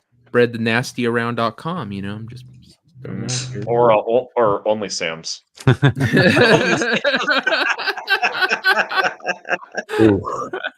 I might patent that. We'll see. I refuse to admit how long I've been sitting on that one. Hey, does Amira Amira, are you asking to be on the panel? She said she wants to share something. You can send her the link. So, are you sending it to her? Well, I said you could, but I can, yeah. We had this other thing here. I'll email it to her. Okay. We had this other thing here. Yes, it is. Remember the guy who was yelling at the WEF a little while back? Yeah. God, I love that guy. Anyway, so this is a recent video, and this has to do with the topic, with the TikTok thing. So let me make sure the volume's up on this. Where's my stupid cursor? I got too many things going on. All right, here we go. As you may have heard, we in the U.S. House just passed a bill that could potentially lead to the banning of TikTok in the United States if the company is not willing to divest. I'm sorry, why are we making this about TikTok? I mean, the bill literally gives a sitting president the power to ban apps and websites by a person subject to direction or control of a foreign entity or a person. You know how Biden dismissed Trump as being under the control of Putin? That just means that Biden could ban Trump's platform. Biden could ban Trump's platform. Genius, son of a bitch. So that means we could ban Rumble or X or any platform that control. Is it freezing up for anyone else? Yeah. Yep. Because I'm just paused on him making half a white power sign, and I'm kind of mad he's not going full. Like, okay. I rezzed out a little bit there. Sorry about that. Gotcha. Okay, now he's pointing. All right, we're back. Sorry, little kerfuffle there, but yeah. Hi, Amira. We'll continue this shortly. I've got to hide. She's here. What's up, Amma? You're muted. You're muted. You're muted, Amma. Can you hear me? Yeah, we can hear you. Yes. Okay. Guys, I wanted to share with you the reason why I called Nomu was because in Arabic, when a person's name has an I and you want to call them something cute, you change whatever the I is to an O or a U. So, example, my name is Amira, but my family calls me.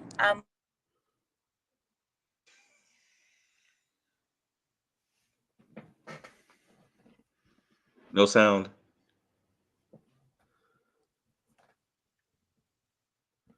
No sound. Still no sound. Try not to hit a deer. Don't pull a dermy.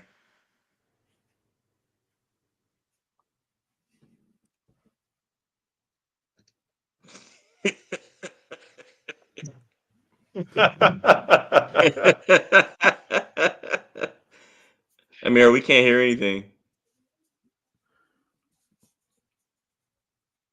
Yeah, there's no Nothing. sound. There's no sound. Just Sound at all. no sound. Just turn it off and don't hit a deer, please. We can't hear anything No. you're saying. I can kind of read lips, but no, still nothing. Yeah, just I fix just what go. you're just come back when you have the link. Yeah. And now we know I can start calling Samu or Samu. Samuel. Samu. Samuel. Wait, Shamu? Samu. Shut up, Shadu. Sam, wait, hold on. I will make it my mission in life to make Twinkerbell a thing again. Samu. Whatever, Samu. Whatever, Samu. No. We got Shadu, Samu, LaRue, and Devu.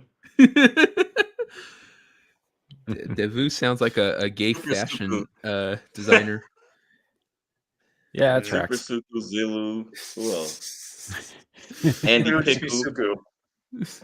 It'd be Suku, Andy Pickle. Zilagu. Yeah. So we're about halfway through this video. Let's go ahead and continue that. Yeah, let's finish it.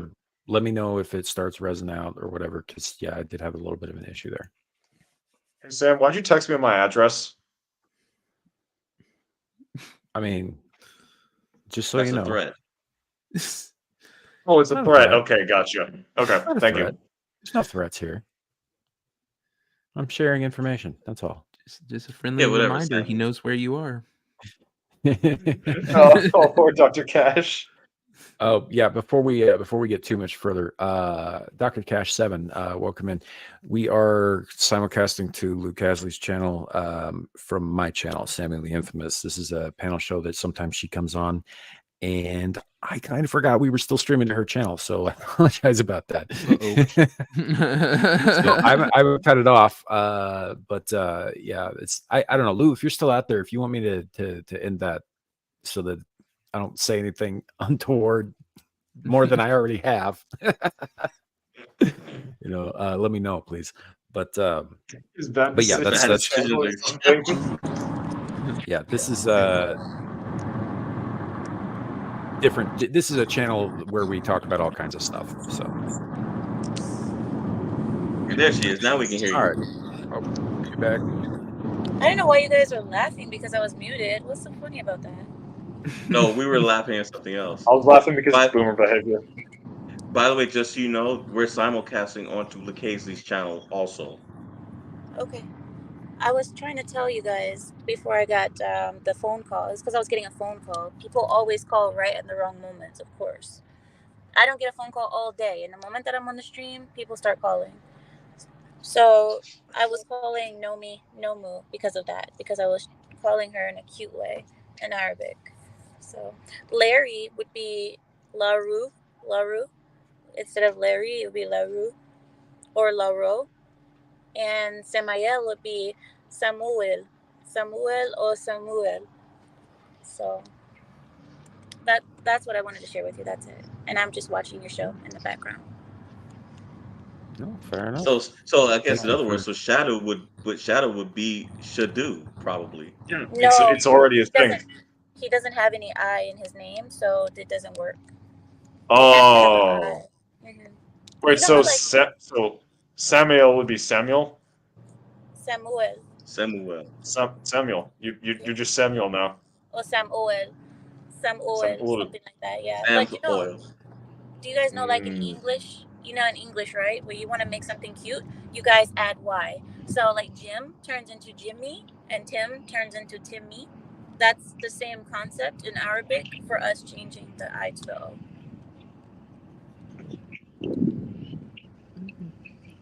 Sam, if I call you Yeah. Sammy on a scale of 1 to 10, how dead am I? Call Sam Oh, Oil. not dead, not yet. I'll make it last. I'll take that as a 15 and never do it. I mean, we all die eventually. Yeah, it's the way you die. You know what? We've got Amira on here. Let's take advantage of this. Amira, what do you think of the government's looking to ban TikTok? How far? First of all, do you think ultimately that it'll work? Because you're a bit of a legal eagle. So do you think it's gonna go all the way, or do you think that it'll get passed and then there will be, as we all know, there will be unintended consequences? I don't know. I mean, I would think that's kind of a war, like an act of war, right? Where we're blocking a nation's technology because we don't like the country, right? Yeah, but I've said earlier, it's not really about TikTok. They're using that as a backdoor to get in and shut down other platforms when they disagree or they don't show something favorable to the party. You know, so Yeah. like down the road, this is where it starts, but I guarantee this goes through all the way. 6 months time, they're going to shut it down because Elon Musk is up to shady shit, or they're going to say that, and they're going to shut Twitter down. And Or they're going to do the Facebook same thing with or True Social. It wouldn't be considered an act of war because if you look at it, China doesn't allow 99% of the websites from America in their country. Like They're basically counterpoint- copying China's blueprint. Yeah, which is bad, but Counterpoint, China is a hypocritical bastard, so they would see us going after their opium distribution center and be very angry. It would be a we're going to be at protection war with for. them soon. What were you gonna say, Amira? I said it would be a protection for the American public as a whole to get rid of TikTok because there's nothing good that's come out of TikTok with the American public, especially the youth. The youth is being. You guys see Chinese TikTok is all educational and with videos that are transformative and they are interesting, right? And then you go to American TikTok and it's all young girls shaking their rear ends on you know what I mean? It's all exploitation, sexual. Well, it's sometimes worse than that as well, Amira. Like there are videos out there which are just like the best way I could describe it, like you just have like the weirdest garbage. Like one that was shown on Tim Pool's channel a while back was like it was a dude with like one of those fake little mustache filters crying and then like using chopsticks to just mess around with like nuts and bolts like that you use for construction, and it was just that for like 7 to 8 seconds. And if a child is shown that consistently, that kind of behavior, you get girls acting like they're dogs in public or children acting like weird and doing weird stuff because the parents aren't around to tell them what normal behavior is. They're not going outside because they have all the entertainment they need with Fortnite and with Disney Plus and all that. They're not getting actual human interaction. So once they reach the age where they're forced to have interaction with people, they're weird and all the other children around them are weird. So you just have a degradation of people. And I mean, TikTok is only one part of that, but it is a very identifiable, easy scapegoat part of that. Yeah, I think that's Sam's point. I mean, and that's kind of what I look at it too. Is they focus on something that everybody can agree on, and that's the way in. And then next thing you know, it's like Section 230. You know, well, it's meant to stop platforms from doing exactly what they've been doing. You know, either you're a publisher or you're a platform. You know, and however well-meaning Section 230 was, you see, it's being abused every day. But this time, it's more intentional. Hey, we'll attack TikTok, create this legislation, like like you guys said, you know, 6 months a year down the road. Oh, Elon won't play ball, so now we're gonna shut down X. We don't like Trump. We're gonna shut down True Social going into November, you know, because the Unity Party doesn't want him getting back in. And since they can't control True Social or, you know, or X, yeah, TikTok will go, Yeah. and it won't be a week later before they're coming up with reasons to block those two. Yeah, it's a very broad bill, and all they have to do is insinuate that there are foreign actors involved. They don't actually have to prove it. Which means anybody doing international business will be accused. Yep. Pretty much. And the part I find really, really funny is if you like look into pretty much any politicians, whether you look at their funding, whether you look at their family, whether you look at like anything, you could use this bill to, if you tweak the wording of this bill enough, you could use it to get rid of politicians, because pretty much every single politician has some kind of ties to some foreign entity. Like you, even using Wikipedia, you can trace. I think it's. Off memory, I want to say it's Mitch McConnell, but it may be someone else. But like, there's some, there are members of like Senate and Congress, or Congress in general, excuse me, that you can like through Wikipedia, like just Googling their name, find who they're married to, find who that person is related to, and find out that major. Oh, bye, Mira. That like Thanks, you lost major signal. player. Yeah, that like major players in the CCP have a direct line on Congress. Like the guy I'm thinking of, who may not be Mitch McConnell because my memory's bad. He's married to the daughter of the person who owns like all of the important like a major shipping corporation in China, which is like crazy to think about. I think that is Mitch McConnell. Didn't his sister-in-law just die in a? Yeah, it is Mitch McConnell. Yeah. So using this bill, because Mitch McConnell has direct ties to a foreign shipping agency from a foreign power that could be described as an adversary. Mm-hmm. Well, we And need he's for not national the only one. security. And he's definitely not the only one. He was just the one I could remember. The overall thing of it is you can disagree with banning TikTok. That's fine, but the fact is, China is coming for us. We're going to be in conflict with them. It's not. Are we going to? It's going to happen. The fact that they are trying to influence us in all different ways. You have they're sending people over the southern border to destabilize us from the inside. They're doing TikTok, destabilize us from the outside, mess with the kids, make them. I mean, look at the recruiting for the army has gone down so much, and the people they are recruiting are these dumbasses from TikTok who think they have Tourette's and shit. But you know, but that's not China's fault, though. That's not China's fault. That's our no, that government's is fault. that Devil. Well, When you say- you're right. It's also our government's fault for allowing that. Devil, when you say the army, do you mean specifically the branch of the army, or do you mean the military as a whole? Military as a whole. I'm taking offense to that because I'm not some TikToker with Tourette's, and I'm trying to get into the military. Well, here's the thing too. Wait, let me throw this in since I actually served. There are policies that the military has in place, Double, that has caused the situation that you're seeing right now. It is absolutely what our government did, and the orders that they gave the superiors. It's not just it's not just the COVID which we lost of Larry. course, as she's televised, it caused a lot of people to leave. But there's other things. It's been going on. When I was in, there were soldiers being put out because they refused to take the flu shot because they were allergic, and the command was like, "We don't give a care. Orders are orders. Take it anyway." And then their choice was either say no and they get disciplined, or take the shot and drop. I was one of them. So when my family had to rush me to the hospital, they finally said, "Oh crap, okay, yeah, let's leave them alone." And that's what it took. But here's the thing. Our army, for the longest time, we are still, as far as military abilities, with the Navy, we are far superior to China. Our Navy is the strongest in the world, bar none. No one is even close. The American Logistical Navy is larger than the American Navy. Yeah, it's so that's not the threat. The threat is that we used to be able to pride ourselves on the fact that America had such a large army. We could fight a battle on two fronts. I think it's been that way since World War II.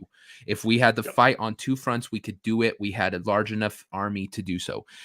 Our army has been depleted so much. The stuff we have sent to Ukraine, we don't have the money to replace. Our army is massively diminished, and we are on the cusp at any time of being at war with China, the only standing army that could challenge us in the whole world. No one else is even close.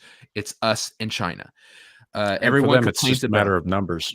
Yeah, and everyone It's complains not, about it's not even Russia. a matter of numbers. Russia is a threat. No, Russia's not a threat. If you look at Russia's actual army, they're a threat because of the nuclear side of it.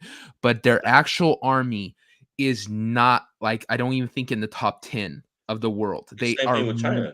they're China's not nothing as to us. strong So as people with think. China's army, like China in a war, I'm more worried about what China can do to our infrastructure, what they can do to our young population. Like cyber-wise, China's yeah. military, it's untested. It's not battle tested, and historically, their armies work by tossing more bodies at the problem with better equipment than pretty much anyone else, with very few exceptions. You're giving them you're giving them more credit than they But out deserve. of Trust me. everybody else in the world, they are the only army that would have a standing chance against the United States. And with our army and our getting depleted more and more and more. And like I said, the fact is the people they are trying to recruit, that age level that you want to get in, they're all these kids, like I said, that are on TikTok. That is the predominant platform those kids are using, and they're sitting there acting like they have mental illnesses as a form of clout. Oh, I have Tourette's, I have multiple personality. They don't even know the symptoms, they don't even understand those kind of things, but they sit there and try to act like they have it for clout.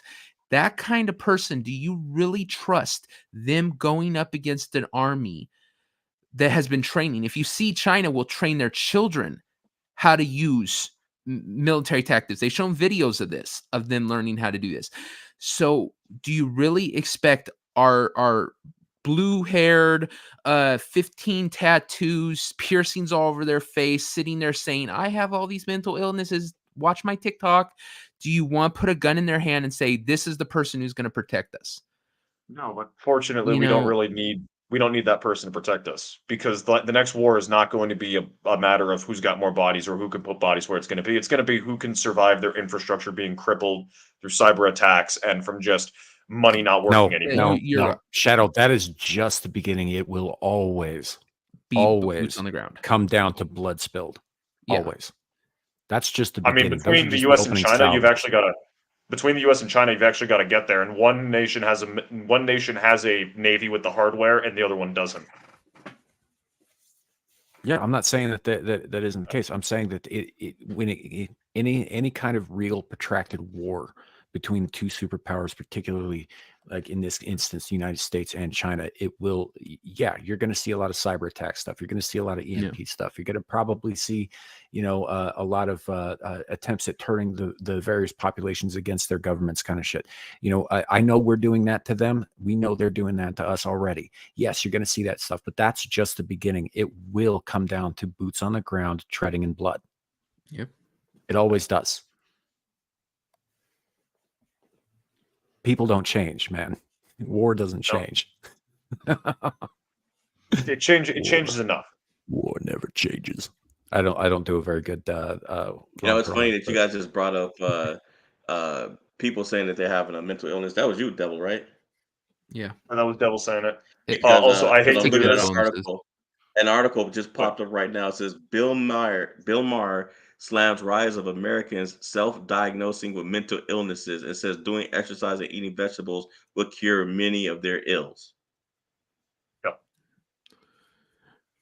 Being slapped in the face and told you're not a fairy, as in like a fey creature, would also probably help considerably. Yeah. Also, I'm getting at all. No, that actually is what I meant, because there are people who actually identify as fantastical creatures. I hate, like, their pronouns are fey. I hate them. No. I hate my generation with a burning passion. Like and Sam I've is gotta an go. elder god and me as the devil. Yeah. No, they believe it. They I just actually think all believe myself this at shit. night. Like you two like do it for jokes. Like I have met people who believe this shit, and it infuriates me. Yeah. Anyway, real I've got to quick. go. My D&D party are harassing me on Discord. So, All right. Well, All we're right, staying man. for 2 hours anyway. We're Thanks over for 2 being hours here, anyway. man. Thank Yeah, you for Nomi having was me. supposed to come back. But... Yeah, sorry for No, derailing things and being a we're Zoomer. sorry for anything. It's a fine. good show, man. We're glad to have you. Yep. Thank you. Take it easy, bud. If you guys want to see some more of my bad takes, go check me out on Twitter. If you guys want to see me more on more panels, check me out on Legion Talk. I'm there Mondays and Fridays. Monday night's Game of Thrones. We're going to be doing the Battle of Winterfell on this Monday. And then check me out for Friday night's Royal Rumble, where I don't know what the topics next week will be, but hopefully they're fun. You can check me out on my channel, which is in the link in the description down below. You can check me on other channels like Exiled Lioness, Clifton 3D, Wheezy Pillar, a bunch of great people who let me on their panels. It's when I've got time. And I try to be there whenever I can. So again, thank you to this guy for letting me on. Thank you to these guys for providing great conversation. Thank you to the chat for being in the chat. And have a good one, everyone. How do I leave there? Take it easy, kid. You know, there's a little button at the bottom of the thing, kid. It says "Leave Studio." Hit that. Yeah, or just the back button on your browser, whatever. I'll do it too. So, real quick, I wanted to bring up something that Andy Pickle said. Where the hell did I put it? I just had it. There it is. India doesn't have the gear, but now outnumber China. Yes, but India, I would not consider India a threat to anyone but their immediate neighbors, particularly Pakistan. Yeah. And the reason for that is it's not just because they have the numbers, but because of factional infighting in India. You know, Well, they can't get their shit together as a country in terms of a unified army. The last time that happened, the British were in charge. But right now, you've got groups of Muslims and Hindus slaughtering each other, groups of Christians getting crushed between them. You've got the Sikhs who are, trying real hard not to get too involved in that. You've got the Punjabs. I mean, that's not even including the caste system and all of that other stuff they've got going on. So they are too involved in their own shit. Yeah, and the fact is, it's a completely different mentality. India doesn't see conquering the world as its goal. China does. They want to replace us as the major world power. They want to replace us as the dollar. Replace the dollar as the kind of de facto currency of the world. They want to replace us influence-wise. They want to take our position in the thing. And they know the only way they can really do that is by putting us under their thumb, conquering us in some way. So that's a big different mentality from India. India's becoming a player on the world stage is completely okay because they don't have the mentality of we have to take America down to achieve it. But China imprisoned the Uyghurs because the Uyghurs are religious, and because religion must be stamped out under Maoist communism. The only religion should be to the state. That's why it's illegal to go there and proselytize as a Christian, for example. I know Mormons who've gone on missions there who were very lucky to come back because they have to do the entire thing in secret, or the state will kill them. Religion is outlawed. Falun Gong, I think, wasn't Falun Gong was a cult, I believe, but they were wiped out by the CCP, if I remember right. But the reason, if you ask me, the reason that the Uyghurs are still alive in work camps instead of being just put to death like all the other religious factions is because China is in league with certain elements out of the Middle East who, like Saudi princes and such, who may or may not require halal organ transplants. That's my theory on that, is that they're being farmed for organs while they're being worked to death, which is super jacked up. But like the Saudi princes, they can't just take organs if they need like a new heart or a new kidney or whatever. They can't just take organs from anybody, because of the whole halal thing. So yeah, that's my my theory on that anyway. Why the Uyghurs are still around. Kim Kardashian accused of eco-terrorism after it's revealed her $95 million private jet flew 5 times in just one day and has made multiple 10-minute trips since the start of 2024. Yeah, I don't care. That was funny. So, But yeah, I would like to. I'm going to bring up this little video clip again. Let's. There's only a couple seconds left, so we'll get through it. Yeah. So let's finish this out real quick. Okay. TikTok's algorithm spreads harmful content, affecting the mental health of young people and turning 130 million phones into surveillance devices for the Chinese Communist Party.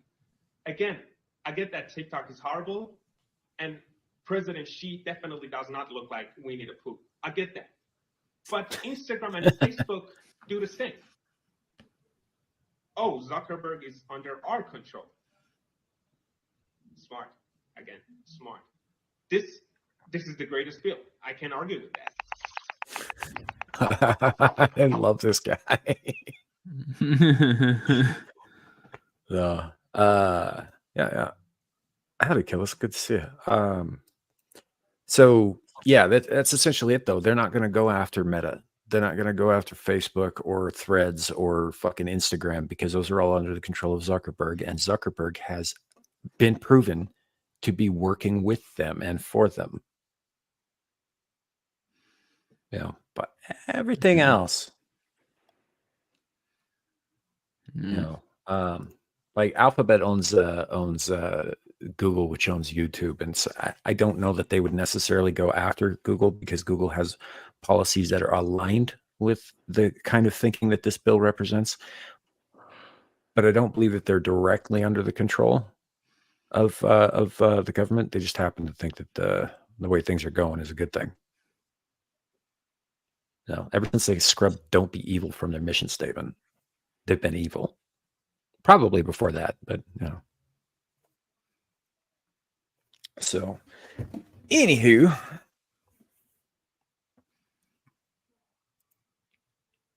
nothing. Just me. What you got going on this weekend or next week, Devil? Oh, we're ending the show. Okay. You're almost at 2.5 hours, dude. Yeah. So we've gone for almost 4 hours on this show before. It's what you do with everybody else. I guarantee you tonight you're gonna be like, "Oh, it's almost 2 hours, Amira." All right. So you can go find Larry on his channels.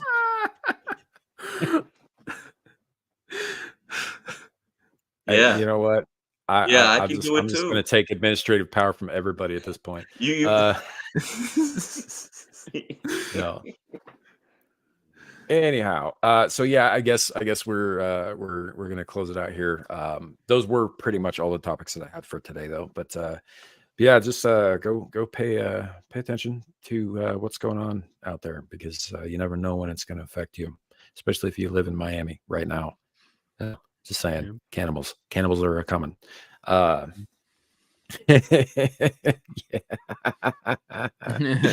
Somebody starts to try to give you a back massage with barbecue sauce, run. Right. Get it out of there. But yeah, so we'll close it out here. So yeah, Devil, what do you have coming up? I have tomorrow. Get Ranked is ninja characters in popular culture. So check that out. Should be a fun list. Then of course Wednesday I got Wrong Think, and Saturday we're not doing Beelzebub this week because Nomi's going to be doing her show. I'm going to support her on that, and we'll put it off a week, and then when we get back, I think we have one. Is there one more Friday? There's one more before the meetup. I think so. I have to check. Okay. We'll probably do your if you do have everything ready, we'll probably do the trivia night that night. So that should be fun on the pub. Yeah, we're good to go. But other than that, check out Sam's new clothing line, Sprinkling the Nasty Around.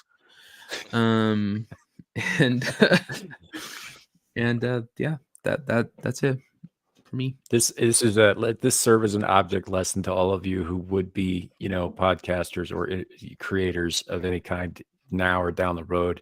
Watch what you say on the internet, because it will bite you in the ass, probably seconds later. Larry, what you got coming up? So I'll be moving next week, but I may or may not be on Raw. I don't know because I'll be preparing to head out early in the morning. And next Friday, as far as I know right now, I'll be on Abyssal Musings.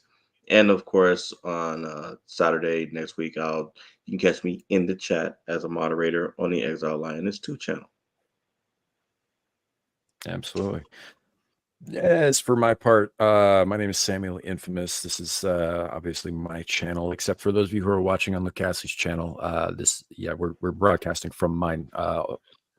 We do this every week, different topics, different things. I think I forgot to say it at the top of the show, but this is the show where we talk about whatever the hell we feel like. So there you have it. We also do a show with Lawrence Knight on Friday nights called Abyssal Musings, where we get into a little bit more esoteric topics, and we do quizzes. Did some last night. So, and that's always a good time. It's a little later on. And then you can also find me when we're having it, when he's not running some kind of debaucherous special that's going to end up making him suffer on Beelzebub, on Devil's channel, Beelzebub. And so I do some work for the young lady who was on here earlier, Amira, same as Larry, over on her channel, Exiled Lioness 2. We should probably you can find me there as a moderator and doing some other stuff as well. So that I think. Oh yeah, Mellow Mondays. The Renaissance Nerd, his channel called The Renaissance Nerd on YouTube. We're doing a nerd debate on Monday night about which is better, DS9 or TNG. So that'll be fun. Go show up to that. I'm actually really looking forward to that. And then Dermy's channel on Tuesdays for Mayhem, work permitting. Because yes, I have a day job. So thank you all for being here. Thank you to every one of my panelists, Luke Castley, Nomi, Amira, obviously Devil and Lawrence, and I guess Shadow too, for being here and making the time and having a great conversation with us, and everybody who's in the chat here on Rumble, on Twitter, on Luke Cassie's channel. All of you guys are great. Thank you for being here. We appreciate all of you. And remember, YouTube and Rumble and Twitter, it could always be worse. It could be raining flaming cobras. Have a good night, everybody.